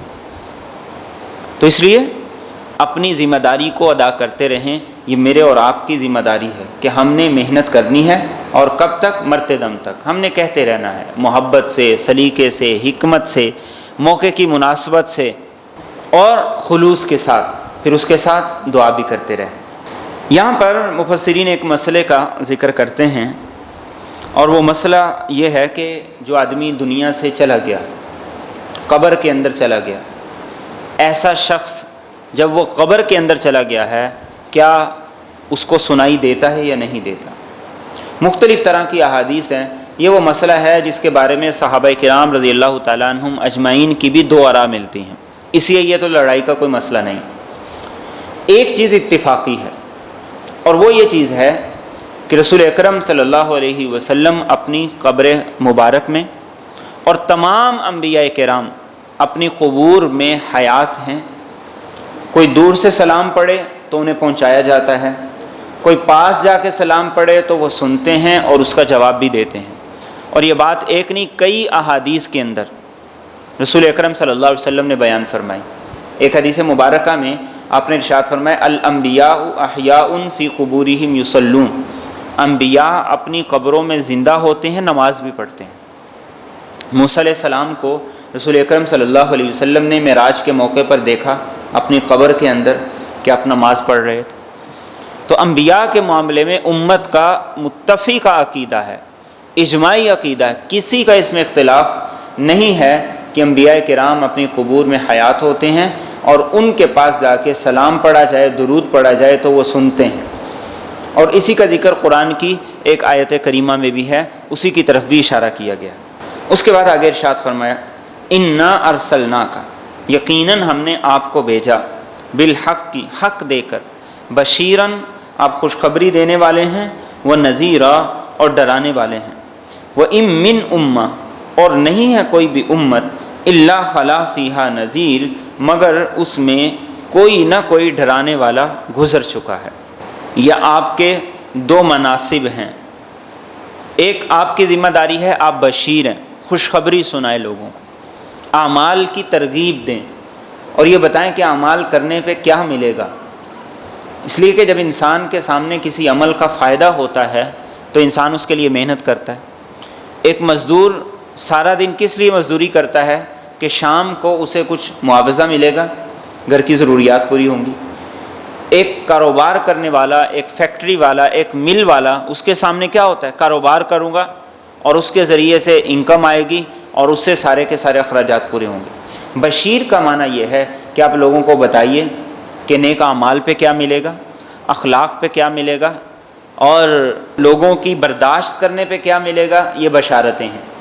اور آپ نذیر بھی ہیں، یہ بھی بتائیں کہ چوری کرو گے تو کیا سزا ملے گی، بد اخلاقی اپناؤ گے تو کیا سزا ملے گی، حقوق کو پامال کرو گے تو کس طریقے سے پکڑے جاؤ گے۔ یہ دونوں آپ کی ذمہ داری ہیں، اور یہ دونوں چیزیں ساتھ ساتھ۔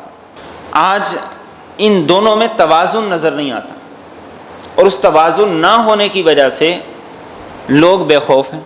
عام لوگ بھی یہ کہتے پائے جاتے ہیں کہ اللہ بڑا غفور الرحیم ہے، بالکل ہے، کوئی شک نہیں ہے۔ ایک تابعی کو کسی نے کہا کہ آپ ڈراتے بہت ہیں، آپ ڈراتے بہت ہیں، تو انہوں نے کہا کہ یہ تو ممکن نہیں ہے کہ معاشرہ چوری پہ، ڈکیتی پہ، زنا پہ، راہ زنی پہ لگ جائے اور میں ان کو فضائل سناؤں کہ اس پہ تمہیں یہ فائدے ملیں گے، یہ تو ممکن نہیں۔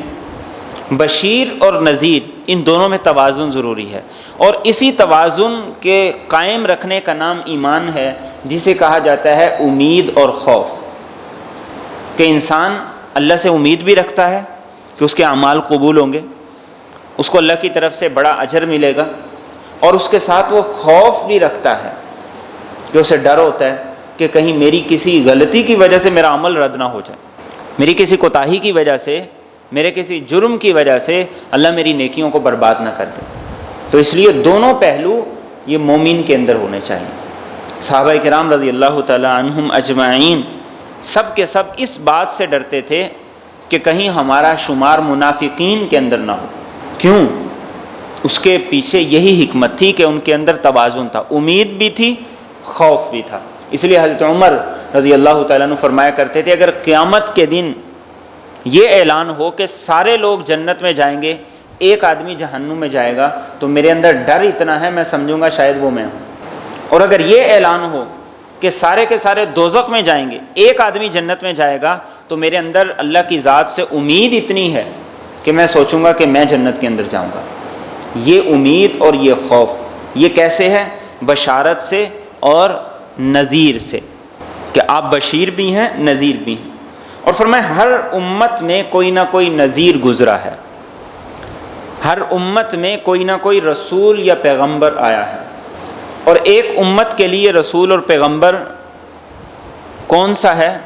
جس پیغمبر کی جہاں تک بات گئی، جہاں تک پیغام گیا، اس خطے کے لیے وہ پیغمبر نبی بھی تھا، رسول بھی تھا، اور جہاں اس نبی کے نائب، اس نبی کے قاصد پہنچے، تو وہاں تک اس نبی کی نبوت بھی تھی، رسالت بھی تھی، اور دوسرے نبی کی ضرورت اس وقت تک نہیں جب تک کہ پہلے نبی کی تعلیمات بالکل مٹ نہ جائیں۔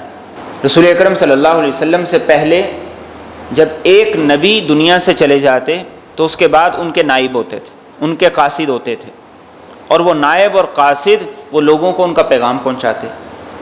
پھر آہستہ آہستہ انحطاط جب آتا، تنزلی جب آتی، لوگوں کے اندر بگاڑ جب آتا، تو اللہ رب العزت اس بگاڑ کی اصلاح کے لیے دوسرے نبی کو بھیج دیتے تھے۔ رسول اکرم صلی اللہ علیہ وسلم جو کہ خاتم النبیین ہیں، آپ کی نبوت، آپ کا پیغام پوری دنیا تک ہے، اس کے اثرات پوری دنیا میں پھیلے ہوئے ہیں۔ اس لیے ہم دیکھتے ہیں کہ یورپ کے اندر بھی مسلمانوں کی بڑی کثیر تعداد ہے، ہر غیر مسلم ملک کے اندر مسلمان کثیر تعداد کے اندر بستے ہیں، تو آپ کا پیغام پوری دنیا تک ہے، اس لیے کسی نئے نبی کی ضرورت نہیں۔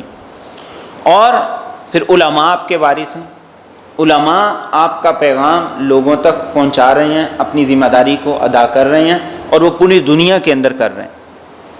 تو ہر امت کے لیے ایک نذیر تھا، ایک نبی تھا، وہ کس طرح تھا اس کی میں نے آپ کے سامنے وضاحت کی۔ اور فرمائے وَإِن يُكَذِّبُوكَ، اور اگر یہ لوگ آپ کو جھٹلاتے ہیں، فَقَدْ كَذَّبَ الَّذِينَ مِن قَبْلِهِمْ، تو تحقیق ان لوگوں نے بھی جھٹلایا جو ان سے پہلے تھے۔ جَاءَتْهُمْ رُسُلُهُمْ، ان کے پاس ان کے رسول آئے، بالبینات، واضح دلائل لے کر، وبالزبر، اور صحیفے لے کر، وبالکتاب المنیر، اور روشن کتابیں لے کر۔ ثم اخذت الذین کفروا، پھر میں نے پکڑ لیا ان لوگوں کو جنہوں نے کفر کیا۔ فکیف کان نکیر، تو پھر میرا عذاب کیسا تھا۔ یہ بھی آپ صلی اللہ علیہ وسلم کو تسلی ہے کہ آپ گھبرائیں نہیں۔ لوگ آپ کی بات سن کے منہ موڑ لیتے ہیں، آپ کی بات کو رد کر دیتے ہیں، آپ کی بات کو قبول نہیں کرتے ہیں، یا آپ کی محنت کے جیسے اثرات ہونے چاہیے تھے وہ نظر نہیں آ رہے، جیسے آپ کی قدر تھی لوگ نہیں کر رہے، تو گھبرائے نہیں۔ آپ سے پہلے انبیاء کے ساتھ بھی ان لوگوں کا یہی معاملہ رہا۔ انبیاء کی ذاتی زندگیاں کیا تھی؟ بینات، ان کا کردار، ان کا کریکٹر یہ واضح اور روشن دلیل تھی، لیکن انہوں نے پھر بھی نہیں مانا۔ صحیفے بھی اللہ نے بھیجے، کتابیں بھی بھیجی۔ کتاب اور صحیفے میں کیا فرق ہے؟ صحیفے میں زیادہ تعلیمات ہوتی تھی اخلاقی، اور کتابوں کے اندر زیادہ تعلیمات ہوتی ہیں پورے دین اور پوری زندگی کے بارے میں۔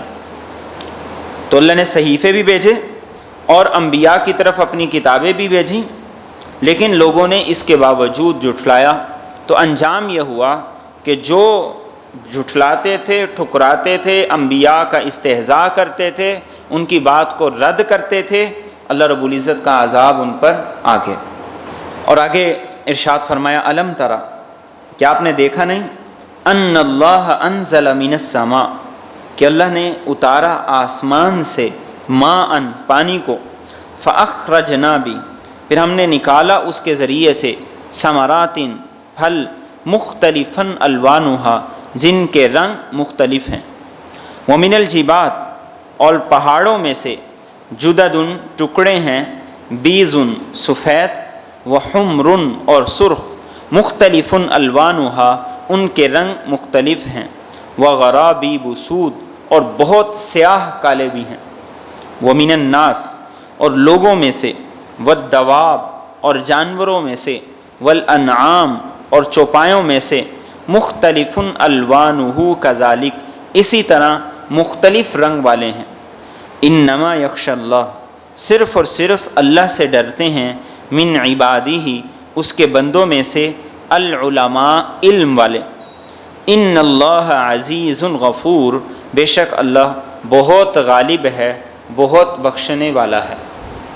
یہ اللہ کی قدرت، اس کی توحید کی نشانی بھی ہے، اور ایک دوسرے انداز سے رسول اکرم صلی اللہ علیہ وسلم کو تسلی بھی ہے کہ ایک پانی آسمان سے اترتا ہے، ایک بارش ہے، ایک ہی طرح کا پانی ہے، لیکن وہ پانی جب زمین کو لگتا ہے تو اس زمین کو زندہ کرتا ہے، اس کو آباد کرتا ہے، اس کی ویرانی کو ختم کرتا ہے، اور پھر اس زمین سے مختلف رنگوں کے پھل، پھول، کلیاں نکلتی ہیں۔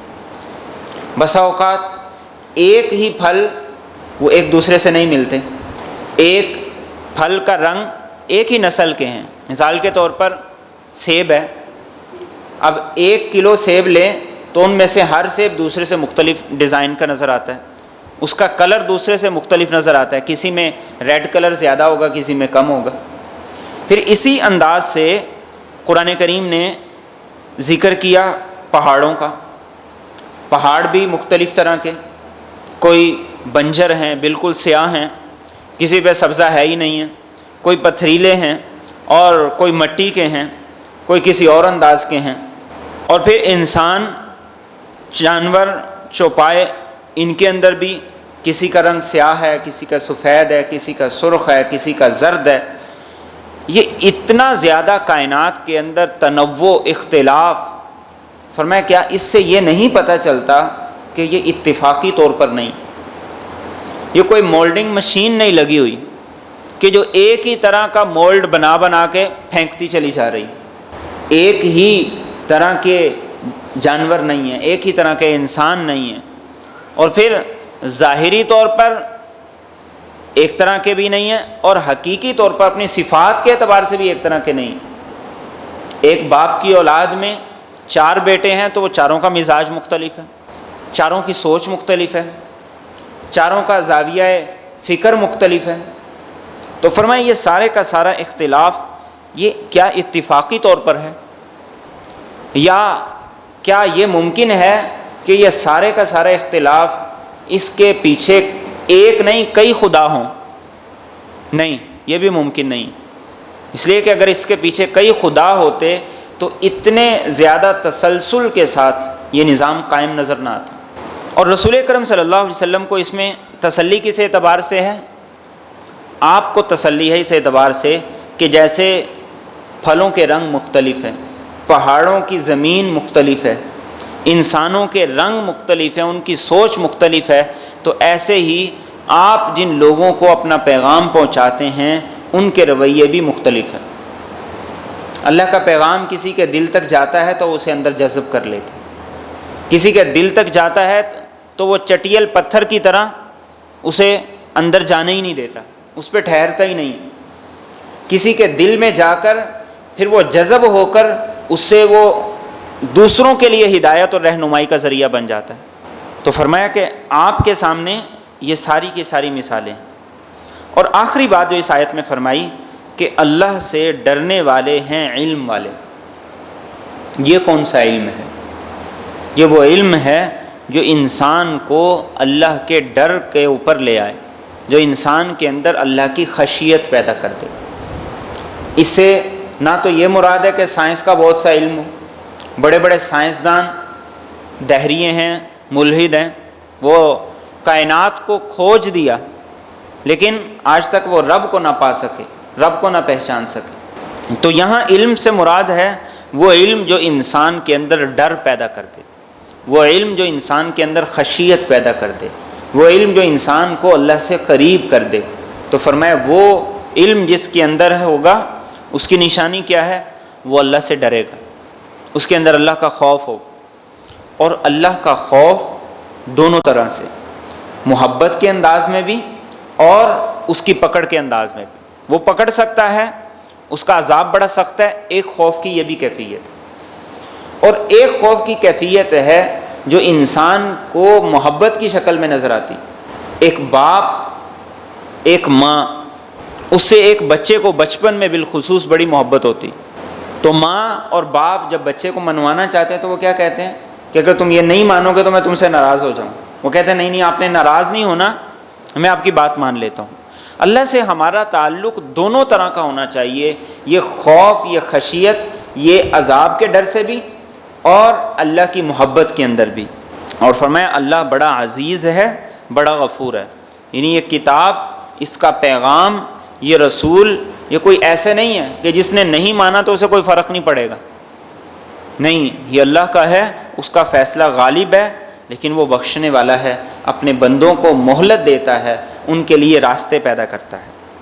آگے ارشاد فرمایا ان الذین یتلون، یقیناً وہ لوگ جو کہ تلاوت کرتے ہیں کتاب اللہ، اللہ کی کتاب کی، واقاموا الصلاۃ، اور نماز قائم کرتے ہیں، وانفقوا مما رزقناہم، اور خرچ کرتے ہیں اس میں سے جو ہم نے انہیں عطا کیا، سرًا، پوشیدہ طور پر بھی، وعلانیہ، اور ظاہری طور پر بھی، یرجون، وہ امید رکھتے ہیں، تجارتاً، ایک ایسی تجارت کی، لن تبور، جو کبھی تباہ نہیں ہوگی، لیوفیہم اجورہم، تاکہ وہ انہیں ان کا پورا پورا بدلہ دے، ویزیدہم من فضلی، اور انہیں اپنے فضل سے کچھ زیادہ بھی دے، انہ غفور شکور، یقیناً وہ بہت بخشنے والا، بڑا قدردان ہے۔ یہ اب صفات ہیں جو صفات کے انسان کے اندر خوف پیدا کریں، جو انسان کو عالم بنائیں، علم والا بنائیں۔ اور پہلی صفت کیا ہے؟ کتاب اللہ کی تلاوت۔ میں نے پہلے بھی عرض کیا تھا تلاوت اور قرات میں فرق ہے۔ قرات کا مطلب ہے الفاظ کو پڑھنا، اور تلاوت کا مطلب ہے الفاظ کے معنی میں، تفسیر میں، مطلب میں غور کرنا۔ تو فرمایا پہلی ان کی خوبی یہ ہے کہ وہ اللہ کی کتاب کے الفاظ بھی پڑھتے ہیں، اس کے مفہوم کو بھی جانتے ہیں، اور مفہوم کو جانے بغیر یہ کتاب انسان کے دل پہ اثر نہیں کر سکتی، یہ کتاب انسان کے دل پہ چوٹ نہیں لگا سکتی اگر ہم اس کے مفہوم کو نہ جانیں، نہ سمجھیں۔ اس کے مفہوم کو جاننا سمجھنا ضروری ہے۔ اللہ کے رسول صلی اللہ علیہ وسلم تلاوت فرما رہے تھے فَاصْدَعْ بِمَا تُؤْمَرْ وَأَعْرِضْ عَنِ الْمُشْرِكِينَ۔ جب آپ نے اس آیت کی تلاوت کی تو اس آیت کو سن کر ایک دیہاتی جو اونٹ پہ جا رہا تھا اونٹ سے نیچے گر گیا کہ اس کتاب کے اندر اتنی گہری بات کی گئی۔ آج قرآن کریم ہم سارے کا سارا اول تاخیر پڑھ لیتے ہیں، لیکن ہمارے ایمان کی جو حرارت ہے اس کو کوئی فرق نہیں پڑتا۔ اس کی وجہ کیا ہے کہ ہم الفاظ تو پڑھ رہے ہیں لیکن ان الفاظ کے مفہوم مطلب کی طرف ہماری توجہ نہیں. اور یہی معاملہ نماز کے اندر بھی ہے کہ نماز میں ہم نماز کے الفاظ تو پڑھ رہے ہوتے ہیں لیکن اس کے مفہوم اور مطلب کی طرف ہماری توجہ نہ ہونے کی وجہ سے نماز میں وہ کیفیت پیدا نہیں ہوتی کہ جو ہونی چاہیے. اور دوسری چیز ہے باقام الصلاح، نماز کو قائم کرنا، اہتمام کرنا، اس کے ظاہر اور باطن کو درست کرنا، نماز کو محنت کر کے ایسی نماز بنانا جو اللہ کو پسند ہے، اپنی نماز کو ایسا بنانا جیسے رسول اکرم صلی اللہ علیہ وسلم پڑھتے تھے. اس لیے آپ نے فرمایا صلو کما رأیتمونی اصلی، جیسے مجھے نماز پڑھتے ہوئے دیکھتے ہو ایسے نماز پڑھا کرو. میں اور آپ سوچیں کیا میری اور آپ کی نماز ویسے ہے؟ ہم یہ پڑھیں تو صحیح کہ اللہ کے رسول صلی اللہ علیہ وسلم نماز کیسے پڑھتے تھے، اور ہم زیادہ سے زیادہ چلیں بھی آگے تو ہم ان جھگڑوں میں پڑ جاتے ہیں کہ رفع یدین کرنا چاہیے نہیں کرنا چاہیے، آمین اونچی کہنی چاہیے نہیں کہنی چاہیے. ہم اس سے آگے جاتے ہی نہیں. اصل چیز کیا ہے؟ قد افلح المؤمنون الذین هم فی صلاتهم خاشعون. رفع یدین کرنا نہ کرنا یہ بات کی چیز ہے. کامیاب وہ نمازی ہے جس کی نماز میں خشوع ہے، جس کی نماز کے اندر جان ہے، جس کی نماز میں روحانیت ہے. اب وہ آمین آہستہ کہہ لے یا آمین اونچی آواز سے کہہ لے، لیکن جس کی نماز کے اندر جان نہیں ہے، روح نہیں ہے، توجہ نہیں ہے، عاجزی نہیں ہے، خشوع نہیں ہے، انکساری نہیں ہے، تو وہ نماز بے جان نماز ہے. ایسی نماز کے بارے میں رسول اکرم صلی اللہ علیہ وسلم نے فرمایا کہ وہ گندے کپڑے میں لپیٹ کر نمازی کے منہ پہ مار دی جاتی. اقامت صلاح، نماز کو قائم کرنا اہتمام کے ساتھ، پھر اس کو بہتر کرنا، اپنی نماز کا جائزہ لینا کہ میں جو نماز پڑھتا ہوں اس کا ظاہر کیسا ہے اور اس کے اندر میری سوچ فکر نماز میں کہاں کہاں جاتی ہے اور اس کی اصلاح کیسے ممکن ہوگی. اور نماز کیا کرتی ہے؟ اللہ کا تصور پیدا کرتی ہے. نماز اللہ کا تصور پیدا کرتی ہے. اور دوسری چیز کیا ہے؟ اللہ کے راستے میں خرچ کرنا، چھپ کر بھی علانیہ طور پر. چھپ کر خرچ کرنا کہ دائیں ہاتھ سے دیا جائے بائیں کو پتہ نہ چلے، یہ ہے نفلی صدقات میں. اور علانیہ خرچ کرنا یہ ہے زکوٰۃ کے معاملے میں، فرائض کے اندر.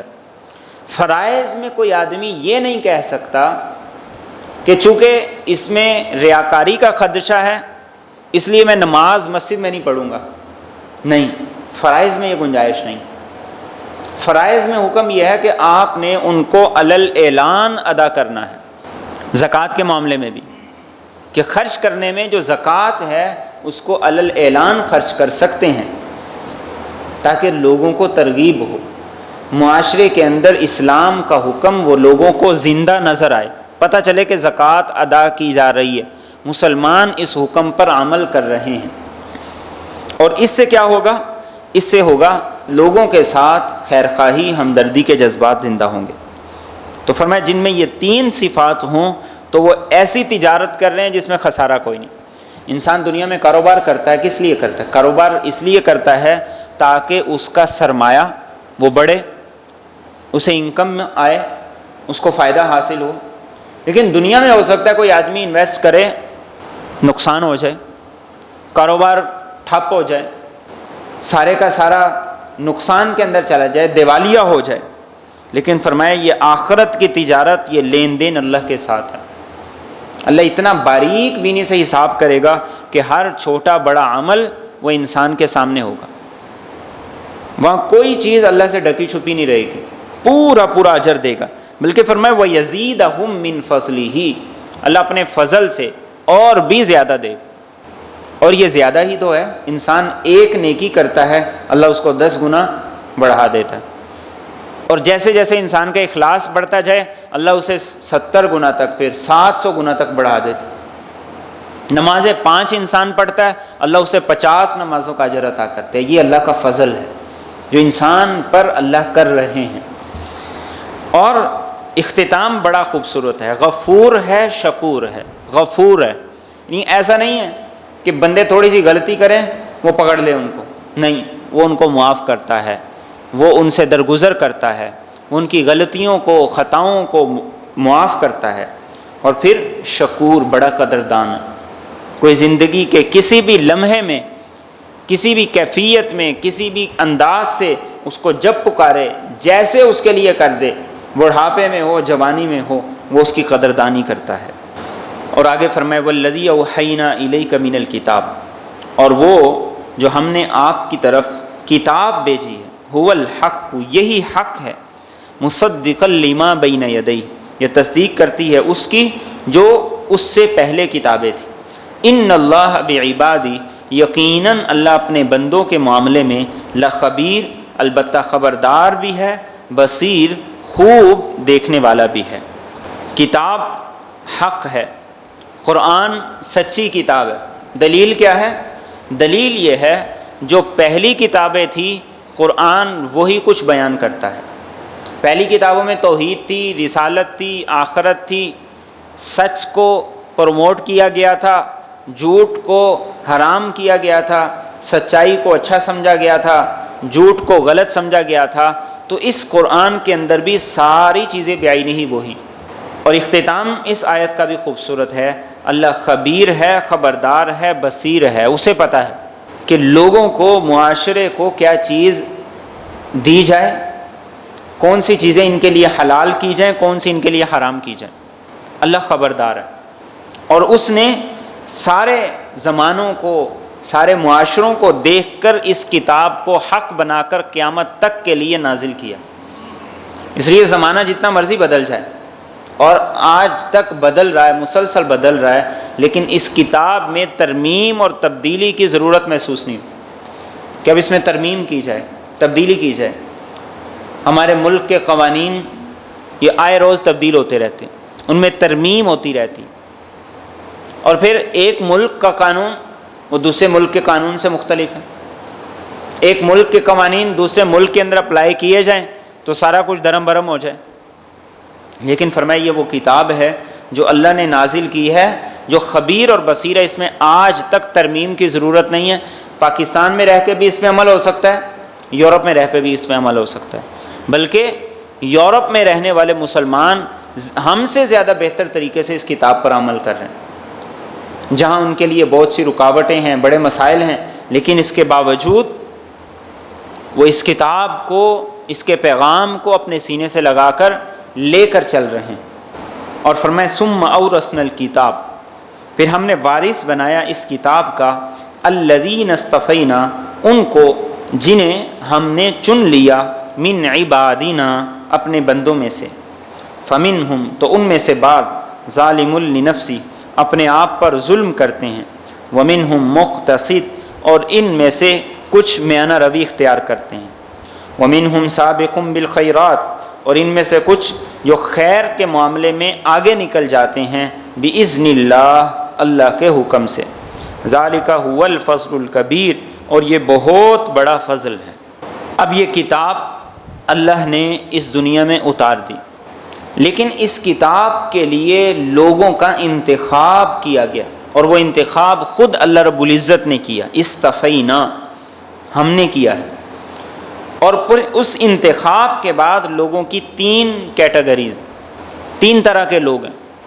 تو سب سے پہلی چیز یہ کہ یہ اللہ رب العزت کا انتخاب ہے کہ اللہ نے مجھے اور آپ کو مسلمان گھرانے کے اندر پیدا کیا، اسلام کی دولت عطا کی. 7 ارب کی آبادی میں 1.5 ارب مسلمان. تو یہ 1.5 ارب مسلمان کیا ہیں؟ اللہ رب العزت کا انتخاب ہے. اس انتخاب پہ اللہ کا شکر ادا کرنا چاہیے. اور پھر اب آگے 3 قسم کے لوگ ہیں. پہلی قسم کے لوگ وہ ہیں کہ جو اللہ کے نافرمان ہیں، ہے مسلمان، باغی نہیں ہیں، گناہ گار ہیں، ان کی زندگی میں غلطیاں بہت زیادہ ہیں، لیکن خود کو مسلمان کہتے ہیں، اسلام میں رہنے کو کفر میں جانے سے ترجیح دیتے ہیں. یہ پہلی قسم کے لوگ. اور دوسری قسم کے لوگ وہ ہیں منہم مقتصد، نیکی بھی کرتے ہیں، گناہ بھی ہو جاتے ہیں، پھر وہ دوبارہ واپس آتے ہیں، پھر نیکی پر چلتے ہیں، پھر شیطان سے مقابلہ ہوتا ہے، پھر کہیں پھسل جاتے ہیں.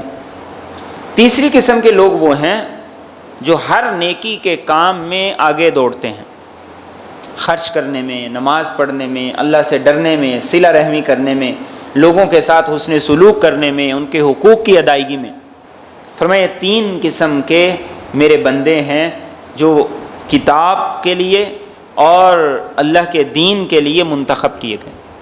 اور رسول اکرم صلی اللہ علیہ وسلم نے ایک حدیث طیبہ میں ارشاد فرمایا کہ ان میں سے جو خیر کے کاموں میں پیش ہوتے ہیں، نیکی اور بلائی کے کاموں میں آگے آگے ہوتے ہیں، یہ قیامت کے دن بغیر حساب کتاب کے جنت میں جائیں گے۔ جو لوگ غلطی بھی کرتے ہیں، گناہ بھی کرتے ہیں، لیکن کوشش کرتے ہیں کہ نیکیاں زیادہ ہوں، تو اللہ رب العزت ان سے آسان سا حساب لے گا، وہ بھی جنت میں چلے جائیں۔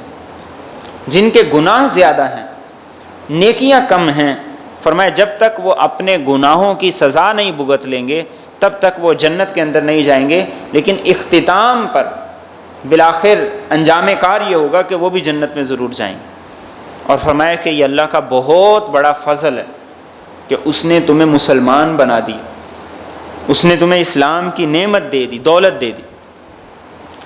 اب میں نے اور آپ نے اپنا جائزہ لینا ہے کہ ہم ان 3 میں سے کس کیٹیگری کے اندر، ہم ان 3 میں سے کیسے ہیں، میرا شمار ان میں سے کس کے اندر، اور اللہ رب العزت کیا چاہتے ہیں۔ اللہ چاہتے ہیں کہ ہر کوئی وہ ہو جو اول آئے، سابقم بالخیرات۔ دنیا کے معاملے میں ہم کیا کرتے ہیں، دوسروں سے آگے نکلنے کی کوشش کرتے ہیں، چاہے ہماری حیثیت نہ بھی ہو، لیکن اپنے سٹیٹس کو بچانے کے لیے، اپنی ناک کو اونچا رکھنے کے لیے ہم دوسروں سے آگے نکلنے کی ہر ممکن کوشش کرتے ہیں۔ تو اللہ فرماتے ہیں کہ اس معاملے میں بھی دوسروں سے آگے نکلنے کی کوشش کرو، اور اسی کو قرآن کریم میں کہا گیا لِمِثْلِ هَٰذَا فَلْيَعْمَلِ الْعَامِلُونَ وَفِي ذَٰلِكَ فَلْيَتَنَافَسِ الْمُتَنَافِسُونَ۔ اس کے لیے دوڑ لگاؤ، سابقوا الی مغفرۃ من ربکم وجنۃ عرضها السماوات والارض۔ یہاں مقابلہ کرو، اور یہاں مقابلہ کرنا آسان ہے، اس کا رزلٹ وہ بھی یقینی ہے۔ دنیا داری کے مقابلے میں انسان ہو سکتا ہے جیت جائے، ہو سکتا ہے ہار بھی جائے۔ ہر آدمی کی قسمت دنیا داری کے معاملے میں اللہ نے جدا جدا رکھی ہے۔ ایک آدمی تھوڑی محنت کرتا ہے، اس کو بڑا اچھا ثمر مل جاتا ہے، بڑا اچھا پھل مل جاتا ہے۔ ایک آدمی بڑی زیادہ محنت کرتا ہے، لیکن اس کو اس کی محنت کا رزلٹ ویسا نہیں ملتا جیسے وہ کرتا ہے۔ لیکن آخرت کے معاملے میں فرمایا کہ یہ وہ انویسٹ ہے کہ جس میں انسان ایک قدم آگے بڑھے گا تو اللہ فرماتے ہیں کہ اگر ایک بالشت آگے آئے تو میں ایک ہاتھ اس کی طرف آتا، جو چل کے آئے میری رحمت دوڑ کے آتی۔ تو فرمایا کہ اس کے اندر آگے نکلنے کی کوشش کرو، اس میں دوڑ لگاؤ، دین کے معاملے میں اپنا سٹیٹس بناؤ، لوگوں کی نگاہ کے اندر تم نیک ہو، تم اچھے معاملات والے ہو، اچھے اخلاق والے ہو، اچھے کردار والے ہو۔ اور فرمایا جنات عدن، ہمیشہ رہنے کے باغات، یدخلونہا، یہ ان میں داخل ہوں گے، یحلون فیہا من اساور، انہیں پہنائے جائیں گے ان میں کنگن، من ذہب، سونے کے، ولؤلؤا، اور موتی کے، ولباسہم فیہا حریر، اور ان کا لباس اس جنت میں ریشم کا ہوگا۔ دنیا میں سونا پہننا مرد کے لیے حرام ہے، ریشم مرد کے لیے حرام ہے، لیکن قیامت کے دن فرمایا جب یہ جنت میں جائیں گے تو اللہ خود انہیں سونے کے کنگن پہنائیں گے، اللہ وہاں پر انہیں ریشم کا لباس عطا کریں گے، اور وہاں موتیوں سے بنے ہوئے ہار ان کو پہنائے جائیں گے۔ اور آگے فرمایا وقالو، اور یہ کہیں گے الحمدللہ، اللہ کا شکر ہے، الذی اذھب عنا الحزن، جس نے ہم سے غم کو دور کر دیا، ان ربنا، بے شک ہمارا رب، لغفور شکور، البتہ بڑا بخشنے والا، بڑا قدردان ہے، الذی احلنا، وہ جس نے ہمیں اتارا، دار المقامہ، ہمیشہ رہنے کے گھر، من فضلی ہی، اپنے فضل سے، لا یمسنا، نہیں چھوئے گی ہمیں، فیہا، اس میں، نصب، کوئی محنت، ولا یمسنا فیہا لغوب، اور نہیں ہمیں پہنچے گی کسی بھی قسم کی تھکاوٹ۔ جنتی جب جنت میں چلے جائیں گے تو اللہ کا شکر ادا کریں گے کہ شکر ہے سارے غم دور ہو گئے، انسان دنیا میں اللہ کی اطاعت فرما برداری کے باوجود بھی بسا اوقات اولاد کے مسائل میں، کاروبار کے مسائل میں، مختلف قسم کی پریشانیوں میں رہتا ہے، لیکن جب وہ جنت میں چلا جائے گا تو دنیا کی پریشانیوں سے بھی نجات پا جائے گا، اور جو آگے کا ڈر تھا وہ بھی ختم ہو گیا۔ اب جہنم سے بھی ہمیشہ کے لیے نجات مل گئی، اب ٹینشن ساری کی ساری ختم ہو گئی۔ تو وہاں جنتی کہیں گے کہ شکر ہے، دنیا کی ٹینشنیں بھی ختم اور آخرت کی جو پریشانیاں تھیں وہ بھی ختم۔ اور اس وقت وہ کہیں گے، خود اعتراف کریں گے کہ ہاں، دنیا میں تو رب کہتا تھا نا کہ میں غفور ہوں، معاف کرتا ہوں، قدردان ہوں، تو وہاں جنتی جنت میں جا کے کہیں گے کہ واقعی وہ بڑا قدردان ہے، اس نے واقعی ہمیں بڑا معاف کی، ہمارا تو کوئی عمل تھا ہی نہیں ایسا کہ جو اس کے معیار کا ہو، اس کے سٹینڈرڈ کا ہو، اس نے تو اپنے فضل سے ہمیں زیادہ نمبر دے دیے۔ اور پھر وہ کہیں گے کہ اب جنت میں اس نے ہمیں اتار دیا، اب نہ کوئی تھکاوٹ ہوگی اور نہ ہی کوئی محنت ہوگی۔ دنیا میں محنت ہے، تھکاوٹ ہے، جذبات کی قربانی ہے، مال کو خرچ کرنا ہے، اپنی خواہشات کو قربان کرنا ہے، ساری چیزیں ہیں۔ اور یہ صرف دینداروں کے ساتھ نہیں، دنیا داروں کے لیے۔ ایک چور چوری کرنے کے لیے، ایک ڈکیت ڈاکو ڈکیتی کرنے کے لیے محنت نہیں کرتا۔ ایک آدمی جو حرام کام کرنے کے لیے اپنے گھر سے نکلتا ہے، کیا وہ محنت نہیں کرتا؟ کرتا ہے، لیکن محنت کا فرق ہے۔ ایک محنت کرتا ہے اپنے جذبات کو اللہ کی راہ میں قربان کرنے کے لیے، اور ایک محنت کرتا ہے اپنے جذبات کو تسکین دینے کے لیے۔ ان دونوں کا انجام اور رزلٹ بالکل مختلف ہے۔ جس نے اپنے جذبات کی قربانی دے دی، اس کا رزلٹ یہ ہوگا کہ وہ کہے گا کہ بس اب ٹینشنیں ساری ختم۔ دنیا میں انسان پر کبھی بھی ایسا مرحلہ نہیں آتا کہ انسان کہے کہ اب میری پریشانیاں سب ختم ہو گئی، ٹینشنیں سب ختم ہو گئی۔ انسان اپنی اولاد کو پڑھاتا ہے، تعلیم دلواتا ہے، تربیت کرتا ہے، پھر جب ان کو آگے بیاہ دیتا ہے، رشتے کر دیتا ہے، تو وہاں اور قسم کے مسائل جنم لیتے ہیں۔ انسان اپنی ذات میں مطمئن ہوتا ہے، لیکن اولاد کے لیے پریشان ہوتا ہے، اولاد کی طرف سے مطمئن ہوتا ہے، کاروباری مسائل میں پریشان ہوتا ہے۔ تو آخرت یہ راحت کی جگہ ہوگی، وہاں وہ اللہ کا شکر ادا کریں گے، اور وہاں ان کی ساری پریشانیوں کا اختتام ہو جائے گا۔ اور آگے فرمائے والذین کفروا، اور وہ لوگ جنہوں نے کفر کیا، لہم نار جہنم، ان کے لیے جہنم کی آگ ہے، لا یقضی علیہم، نہ ان کا فیصلہ کیا جائے گا، فیموتوا، کہ وہ مر جائیں، ولا یخفف عنہم من عذابہا، اور نہ ان سے ان کے عذاب میں سے کچھ کمی کی جائے گی۔ کذالک نجزی کل کفور، ہم ہر ناشکر گزار کو ایسا ہی بدلہ دیتے ہیں۔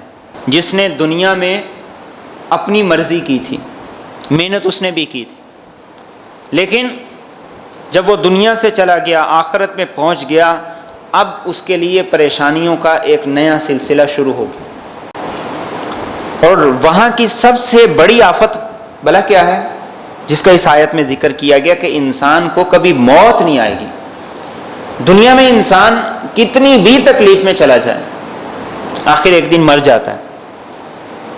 بڑے سے بڑی آفت آ جائے، بڑی سے بڑی پریشانی اس پر آ جائے، ایک دن مر جاتا ہے، لیکن فرمایا کہ وہاں موت نہیں آئے گی، کبھی نہیں انسان مرے گا۔ اور یہ سب سے خطرناک بات ہے، سب سے خطرناک چیز ہے کہ چاہے تھوڑی گرمی میں بھی ہو، تھوڑی پریشانی میں بھی ہو، لیکن اگر وہ پریشانی مسلسل ہو، کبھی ختم نہ ہو، تو انسان کی کیا کیفیت۔ اور جہاں عذاب ہی اتنا شدید ہو، رسول اکرم صلی اللہ علیہ وسلم نے ارشاد فرمایا کہ سب سے کم عذاب جس شخص کو ہوگا وہ یہ ہوگا کہ اس کے پاؤں میں آگ کے جوتے پہنائے جائیں گے، اور ان کا اثر یہ ہوگا کہ ان جوتوں کی وجہ سے اس کا دماغ ایسے کھولے گا جیسے ہنڈیا کھولتی۔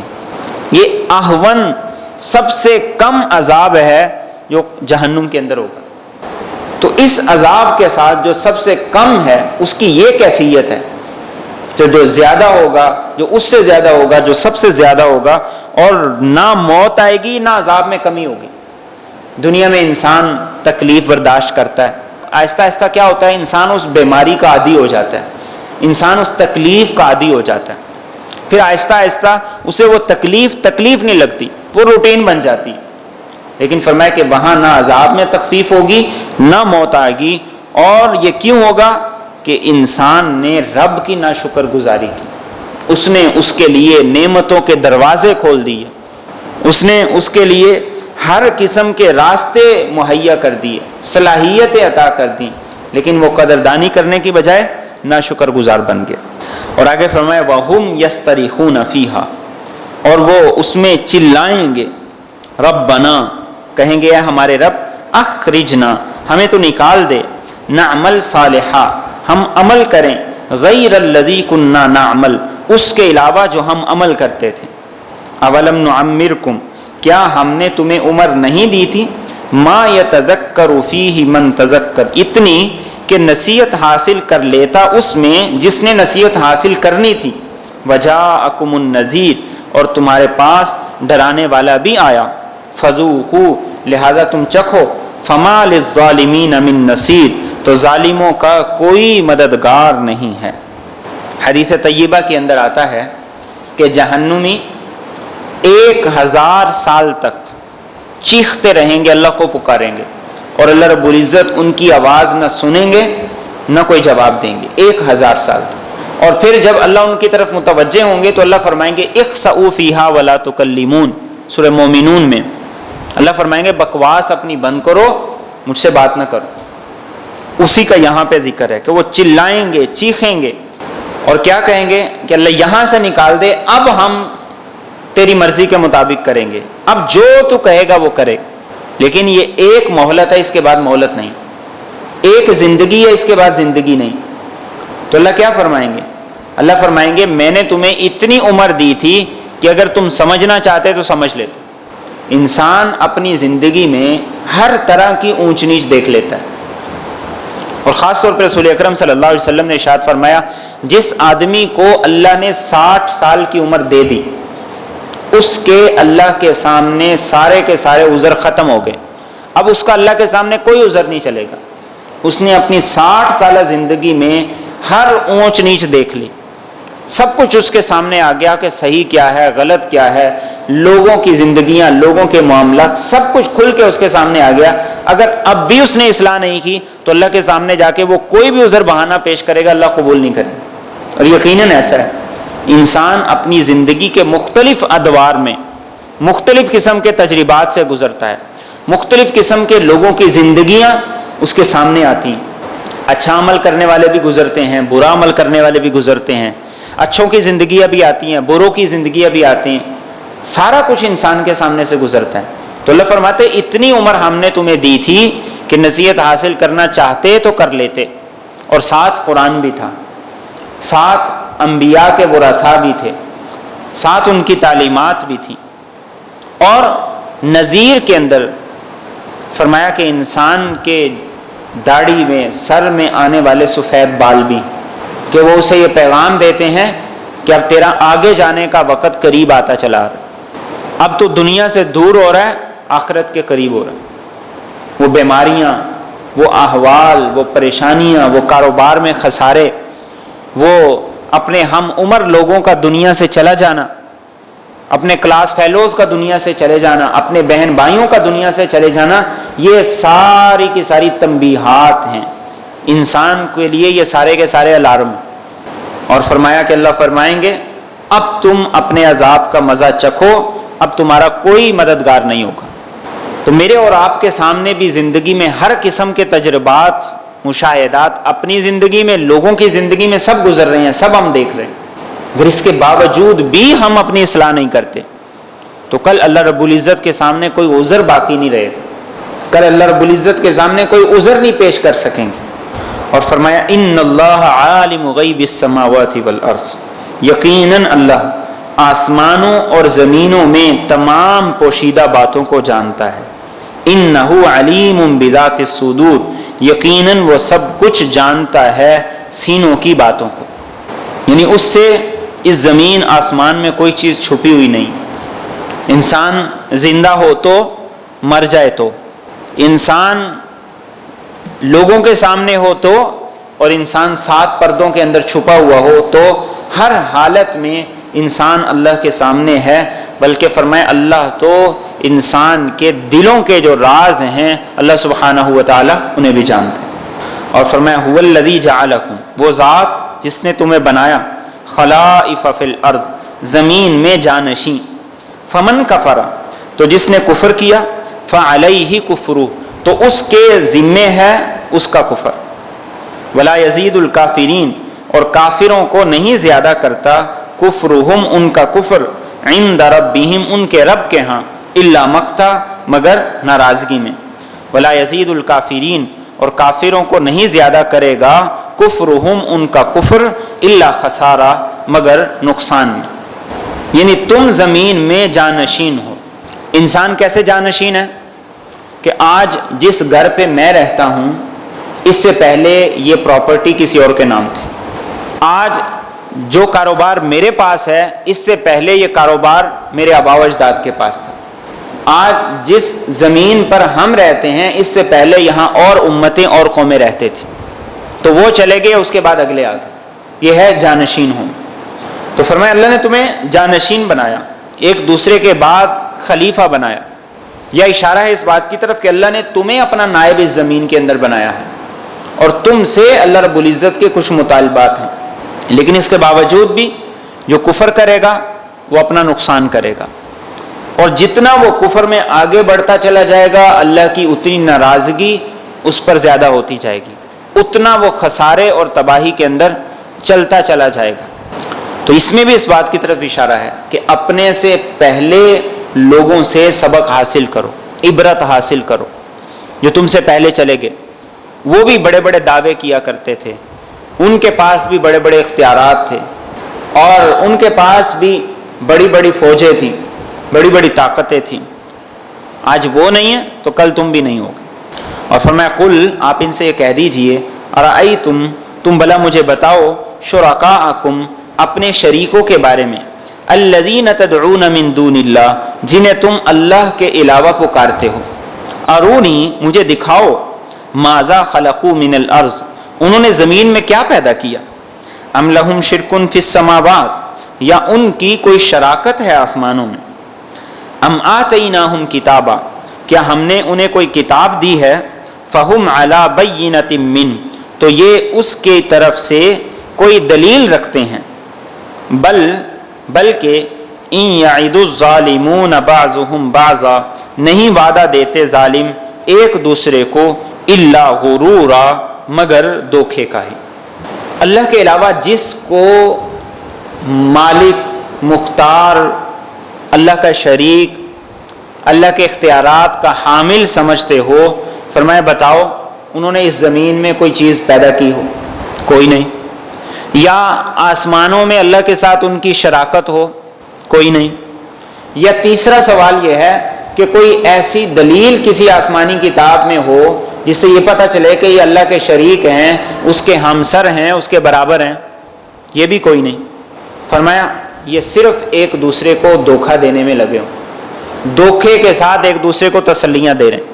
اللہ نے کسی کو کوئی اختیار نہیں دیا، سب اختیارات اس کے پاس ہیں، وہ تنے تنہا مالک و مختار ہے، اور ساری کائنات کے نظام کو وہ چلا رہا ہے۔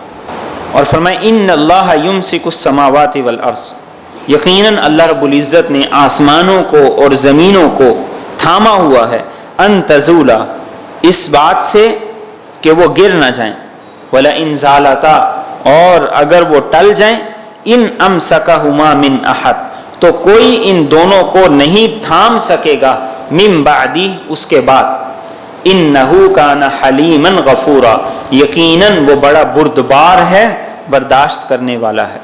نہیں اللہ چاہے تو یہ آسمان اور زمین آپس میں مل جائیں، آسمان زمین پہ گر جائے، آپس میں تباہی پھیل جائے، لیکن فرمایا اللہ کے علاوہ کسی نے ان کو نہیں تھاما ہو، اس نے اس کا کنٹرول کیا ہوا ہے، ان کو اپنے ہاتھ کے اندر اپنے حکم سے اس نے تھاما ہوا ہے۔ اور فرمایا وہ بڑا حلیم ہے، وہ اپنے بندوں کو، ان کی غلطیوں کو، ان کی بغاوت، ان کی سرکشی کو معاف کرتا ہے، نظر انداز کرتا ہے، بردباری سے کام لیتا ہے، لیکن بندے اس کی بردباری کو، اس کی ڈیل اور اس کی نرمی کو غلط رنگ دیتے ہیں، وہ سمجھتے ہیں کہ شاید کہ وہ بے اختیار ہے، شاید کہ اس کو علم نہیں ہے، شاید کہ وہ جانتا نہیں۔ اور آگے فرمایا وَأَقْسَمُوا بِاللَّهِ، اور انہوں نے اللہ کا نام لے کر قسم کھائی، جَهْدَ أَيْمَانِهِمْ، سخت قسمیں، لَإِنْ جَاءَهُمْ نَذِيرٌ، کہ البتہ اگر ان کے پاس کوئی ڈرانے والا آ گیا، لَيَكُونُنَّ، تو یہ ضرور ہوں گے، أَهْدَىٰ مِنْ إِحْدَى الْأُمَمِ، ہر ایک امت سے بڑھ کر ہدایت پانے والے۔ فَلَمَّا جَاءَهُمْ نَذِيرٌ، پس جب ان کے پاس ڈرانے والا آ گیا، مَا زَادَهُمْ إِلَّا نُفُورًا، تو اس نے ان کو نہیں زیادہ کیا مگر نفرت میں۔ یہ تذکرہ کیا گیا ہے یہودیوں کا بھی اور مکہ کے مشرکین کا بھی، کہ یہ لوگ کہتے تھے، اللہ سے دعا کرتے تھے کہ کاش کہ ہمارے پاس کوئی اللہ کی کتاب آئے، اللہ کا نبی آئے، ہم اس کی قدر کریں، ہم اس کی تعلیمات پہ عمل کریں۔ قرآن کریم میں سورۃ انعام کے اندر بھی اور سورۃ صافات کے اندر بھی اس مضمون کو ذکر کیا گیا، لو ان عندنا ذکرا من الاولین لکنا عباد اللہ المخلصین، کہ یہ کہتے تھے کہ کاش ہمارے پاس کوئی نبی آتے، ہم ان کی بات مانتے، ان کی تعلیمات پہ عمل کرتے اور ہم دکھاتے کہ ہم کیسا عمل کرتے ہیں۔ لیکن فرمایا جب نبی آ گئے تو انہوں نے بجائے اس کے کہ ان کی بات مانتے، ان کی مخالفت کرنا شروع کر دی، اپنی قسموں سے مکر گئے، اپنے وعدوں کو بھول گئے۔ اور یہ سب کچھ کیوں ہوا؟ فرمایا استکباراً فی الارض، زمین میں تکبر کرنے کی وجہ سے، ومکر السیئ، اور بری چالیں اختیار کرنے کی وجہ سے، ولا یحیق المکر السیئ، اور بری چال نہیں گھیرتی الا باہلی، مگر اس چال چلنے والے کو۔ فہل ینظرون، تو یہ نہیں انتظار کرتے، الا سنت الاولین، مگر پہلے لوگوں جیسی عادت کا۔ فلن تجدا، تو ہرگز نہیں پائے گا، لسنت اللہ تبدیلا، اللہ کی عادت میں کوئی تبدیلی، ولن تجدا، اور تو ہرگز نہیں پائے گا، لسنت اللہ تحویلا، اللہ کی عادت میں کوئی تغیر و تبدل۔ یہ اپنے وعدے سے کیوں مکر گئے، اپنی قسموں سے کیوں پھر گئے؟ صرف تکبر کی وجہ سے۔ یہ کہنے لگے کہ ہم سردار ہیں، ہمیں نبی بنایا جاتا، ہم وڈیرے ہیں، ہمارے پاس جائیدادیں ہیں، تو ہمیں کیوں نہیں نبی بنایا گیا؟ نبی بنا دیا اس کو جو یتیم ہے، جس کے پاس نہ جائیداد ہے، جو نہ اپنی قوم کے اندر کوئی سرداری رکھتا ہے۔ اور دوسرا کام کیا کیا؟ سازشیں کرنا شروع کر دی، گڑھے کھودنے شروع کر دیے، الٹی چالیں چلنا شروع کر دی۔ فرمایا یاد رکھو اللہ کا قانون یہ ہے، جو کسی کے لیے گڑھا کھودے گا، جو کسی کے خلاف سازش کرے گا، جو کسی کے خلاف چال چلے گا، وہ اسی میں گرے گا، وہ خود اس کا شکار ہوگا۔ اور فرمایا یہ بس اب اس بات کے منتظر ہے کہ جیسے پہلی قوموں پر اللہ کا عذاب آیا، ان پہ بھی آ جائے، جیسے پہلی امتوں کی پکڑ ہوئی، ان کی بھی پکڑ ہو جائے۔ فرمایا اللہ کی سنت میں کوئی تغیر اور تبدل نہیں آیا، اللہ کے قانون اور ضابطے وہی۔ ان لوگوں کو گھمنڈ یہ تھا کہ ہم تو بیت اللہ کے مجاور ہیں، ہماری اللہ کے ہاں بڑی سنی جاتی ہے، ہمیں اس نے مجاور اسی لیے بنایا کہ ہماری اللہ کی نگاہ کے اندر قدر و منزلت ہے، مقام ہے، مرتبہ ہے۔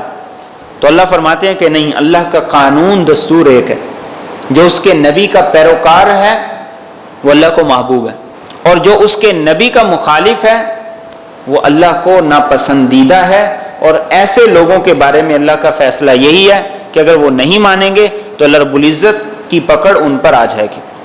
اور فرمایا اولم یسیروا فی الارض، کیا یہ لوگ چلے پھرے نہیں زمین میں، فینظروا، کہ یہ دیکھتے، کیف کان عاقبہ، کہ کیسے ہوا انجام، الذین من قبلہم، ان لوگوں کا جو ان سے پہلے تھے، وکانوا اشد منہم قوہ، وہ ان سے زیادہ قوت والے تھے، وما کان اللہ، اور نہیں ہے اللہ، لیعجزہ من شیء، کہ اسے کوئی چیز عاجز کر دے، فی السماوات، آسمانوں میں، ولا فی الارض، اور نہ ہی زمین میں، انہ کان علیما، یقیناً وہ سب کچھ جانتا ہے، قدیرا، پوری طرح قدرت والا ہے۔ یعنی تاریخ سے سبق حاصل کرو تاریخ میں تمہیں بڑے بڑے ظالم جابر حکمران بھی ملیں گے، بڑی طاقتور تہذیب والی، تمدن والی، مال و دولت والی، سوچ اور فکر والی قومیں بھی ملیں گی، امتیں بھی ملیں گی، لیکن فرمایا کہ تاریخ میں اگر دیکھو تو پھر تمہیں سبق حاصل کرنا آسان ہو۔ جو تم سے زیادہ پاور والے تھے، قوت والے تھے، جنہیں اپنی طاقت پر، قوت پہ گھمنڈ تھا، چاہے وہ قومیں تھیں چاہے وہ افراد تھے، اللہ نے انہیں ملیا میٹ کر کے رکھ دیا، ان کو اللہ رب العزت نے مٹا دیا، پیس دیا، نشان ان کے ختم ہو گئے۔ اللہ کے سامنے کسی کی طاقت نہیں چلتی، کوئی اللہ کو عاجز نہیں کر سکتا، کوئی اسے بے بس نہیں کر سکتا۔ اور فرمایا وہ علیم ہے، قدیر بھی ہے، سب کچھ اس کے علم میں ہے اور اس کی قدرت کامل اور مکمل ہے۔ لہذا کوئی یہ نہ سمجھے کہ میں جرم کر رہا ہوں تو اس کا اس کے علم نہیں، اسے پتہ نہیں۔ لوگوں سے تو تم چھپ سکتے ہو، اللہ سے کیسے چھپ سکتے؟ لوگوں کی نگاہوں سے اوجھل ہو سکتے ہو، اللہ کی نگاہوں سے کیسے اوجھل ہو سکتے؟ تو فرمایا وہ علیم ہے اور قدیر بھی ہے، وہ چاہے تو فوری بھی پکڑ سکتا، لیکن وہ اپنی قدرت کا اظہار اس لیے نہیں کرتا، فوری پکڑ اس لیے نہیں کرتا کہ یہ اس کی حکمت کے خلاف ہے، اس کے فیصلوں کے خلاف ہے۔ اس نے اپنے بندوں کو مہلت دی ہے، ان کے لیے اسباب پیدا کیے ہیں، ان کی طرف انبیاء کو بھیجا، تعلیمات دی ہیں تاکہ وہ اس کی طرف پلٹ کر آئیں۔ اور فرمائے وَلَوْ يُؤَاخِذُ اللَّهُ النَّاسَ، اور اگر اللہ مواخذہ کرے لوگوں کا، بما کسبوا، ان اعمال کی وجہ سے جو انہوں نے کمائے، ما ترک علی ظہرہا من دابہ، تو وہ زمین کی پشت پر کوئی چلنے والا نہ چھوڑے، ولیکن یؤخرہم، لیکن وہ انہیں مہلت دیتا ہے، الی اجل مسمی، ایک وقت مقرر تک، فاذا جاء اجلہم، پس جب ان کا وقت مقرر آ جائے گا، فإن اللہ کان بعبادہ بصیرا، تو اللہ اپنے بندوں کو خوب اچھی طرح دیکھنے والا ہے۔ دنیا کی آبادی میں 2/3 سے زیادہ وہ لوگ ہیں جو اللہ کے نافرمان اور مجرم۔ اب لوگوں کے اعمال کی وجہ سے اللہ اگر پکڑے تو اس زمین پر کوئی بھی زندہ نہ رہے، کوئی بھی باقی نہ رہے، اس لیے کہ عمومی طور پر معاشرہ وہ نافرمانی کی طرف ہے۔ مسلمانوں میں بھی غیر مسلم تو ہے ہی اللہ کے نافرمان اور باغی، وہ تو اعلان اللہ کی بغاوت کر رہے ہیں، اس کے قانون کو توڑ رہے ہیں۔ تو فرمایا اللہ اگر دنیا میں پکڑنے لگ جاتا تو پھر کوئی اس کی پکڑ سے نہ بچتا، لیکن اللہ کا قانون کیا ہے؟ ایک وقت مقرر ہے، جسے وہ یوم الفصل کہتا ہے، فیصلے کا دن ہے، جسے یوم القیامہ کہتا ہے، جسے یوم الجمع کہتا ہے، یوم الحساب کہتا ہے، جس کی یاد دہانی مالک یوم الدین سے کروائی جاتی، اس وقت تک کے لیے مہلت ہے۔ اور مہلت کیا ہے؟ جو مرضی کرو، یہی اختیار ہے، اور اسی اختیار کی بنا پر اللہ رب العزت انسان کو پکڑیں گے۔ ایک جانور سے سوال اس لیے نہیں ہے کہ جانور کے پاس اختیار ہی کوئی نہیں، انسان کو اختیار ہے، چاہے ایمان اختیار کرے، چاہے کفر اختیار کرے، چاہے فرما برداری کرے، چاہے نافرمانی کرے، لیکن جو اختیار کا غلط استعمال کرے گا اور جو اختیار کا صحیح استعمال کرے گا، ان دونوں کا حتمی فیصلہ وہ کب ہوگا؟ جو وقت مقرر آئے گا، اور وہ یوم قیامت ہے۔ اور فرمایا جب ان کا وقت مقرر آئے گا تو اللہ ان کو ان کے اعمال کا بدلہ دے گا، وہ دیکھ رہا ہے۔ اور دیکھنے سے اشارہ کس بات کی طرف ہے؟ یہ ایسے ہی ہے جیسے ہمارے محاورے میں مائیں اپنے بچوں کو کہتی ہیں کہ میں تمہیں دیکھ رہی ہوں۔ کیا مطلب؟ کہ ایسا نہیں ہے کہ تم غلط کرو گے تو تمہیں میں کچھ نہیں کہوں گی۔ تو اللہ رب العزت بصیر ہے، وہ دیکھ رہا ہے۔ دیکھنے کا مطلب کیا ہے؟ کہ فرما بردار اس بات سے دل برداشتہ نہ ہو کہ میں محنت کر رہا ہوں، اللہ کے لیے اپنے جذبات کی قربانی دے رہا ہوں، رزلٹ کوئی نہیں نظر آ رہا، سامنے کچھ نہیں نظر آ رہا، اور نافرمان اس گھمنڈ کے اندر مبتلا نہ ہو کہ میں تو ساری حدود پامال کرتا چلا جا رہا ہوں، میرے اوپر تو آج تک کوئی عذاب نہیں آیا۔ مشرکین بھی اس غلط خیالی میں مبتلا تھے، ان کی بھی خام خیال یہی تھی، وہ کہتے تھے کہ اگر ہم اتنے ہی برے ہیں تو پھر ہم پہ اللہ کا عذاب کیوں نہیں آتا؟ اللہ ہمیں اور پیسہ دیتا جا رہا ہے، اور مال دیتا جا رہا ہے، ہماری اولادیں بھی ہیں، اور رسول اکرم صلی اللہ علیہ وسلم کو نعوذ باللہ وہ کہتے تھے کہ یہ ابتر ہیں، ان کی تو نسل ہی کوئی نہیں چلنی آگے۔ تو آج اسی قسم کی باتیں وہ مسلمانوں کے ذہنوں کے اندر بھی، کہ اگر میں غلط ہوں تو پھر میں تو پکڑا جاتا، اور شیطان بھی ایک فرما بردار کو، ایک اطاعت گزار کو اسی ہیلے سے، اسی بہانے سے پھسلانے کی کوشش کرتا ہے، اور لوگ بھی یہی ہیلا اور بہانے اختیار کرتے ہیں۔ شیطان کیا کہتا ہے؟ شیطان کہتا ہے کہ تم جو اتنا سیدھے سیدھے چل رہے ہو، اتنا دین پہ عمل کر رہے ہو، اپنے جذبات کی اتنی قربانی دے رہے ہو، کیا حاصل ہے اس کا؟ وہ دیکھو وہ فلاں شخص، وہ جوا بھی کھیلتا ہے، وہ سود بھی لیتا ہے، وہ کرپٹ بھی ہے، وہ ساری الٹے کام کرتا ہے، لیکن دیکھو اس کا رہن سہن دیکھو، اس کی معاشرے کے اندر عزت وقار دیکھو، تو تمہیں کیا مصیبت پڑی ہے، چھوڑو تم بھی کرو۔ اور یہی کچھ انسانوں میں سے بھی کچھ لوگ کہتے ہیں، جو سیدھے راستے پر چل رہا ہو، جو نیکی کے راستے پر ہو، تو لوگ یہی کہتے ہیں کہ بھئی اولاد کا فیوچر پھر کیسے سنورے گا؟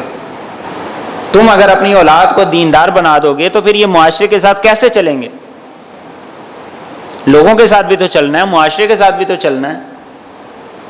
تو فرمایا اللہ بصیر ہے، وہ دیکھ رہا ہے کون اس کے لیے قربانی دے رہا ہے اور کون اس کی حدود کو پامال کر رہا ہے۔ اس لیے خاص طور پر جس وقت ہم زندگی کے اندر ان اعمال کو سر انجام دے رہے ہوتے ہیں جنہیں سر انجام دینا میرے اور آپ کی ذات کے لیے بڑا مشکل ہوتا ہے، تو اس موقع پر ہمیں یہ یاد رکھنا چاہیے کہ اللہ دیکھ رہا ہے، وہ بصیر ہے، میرا عمل اس سے ڈھکا چھپا نہیں ہے، تو عمل کرنا آسان ہو جائے۔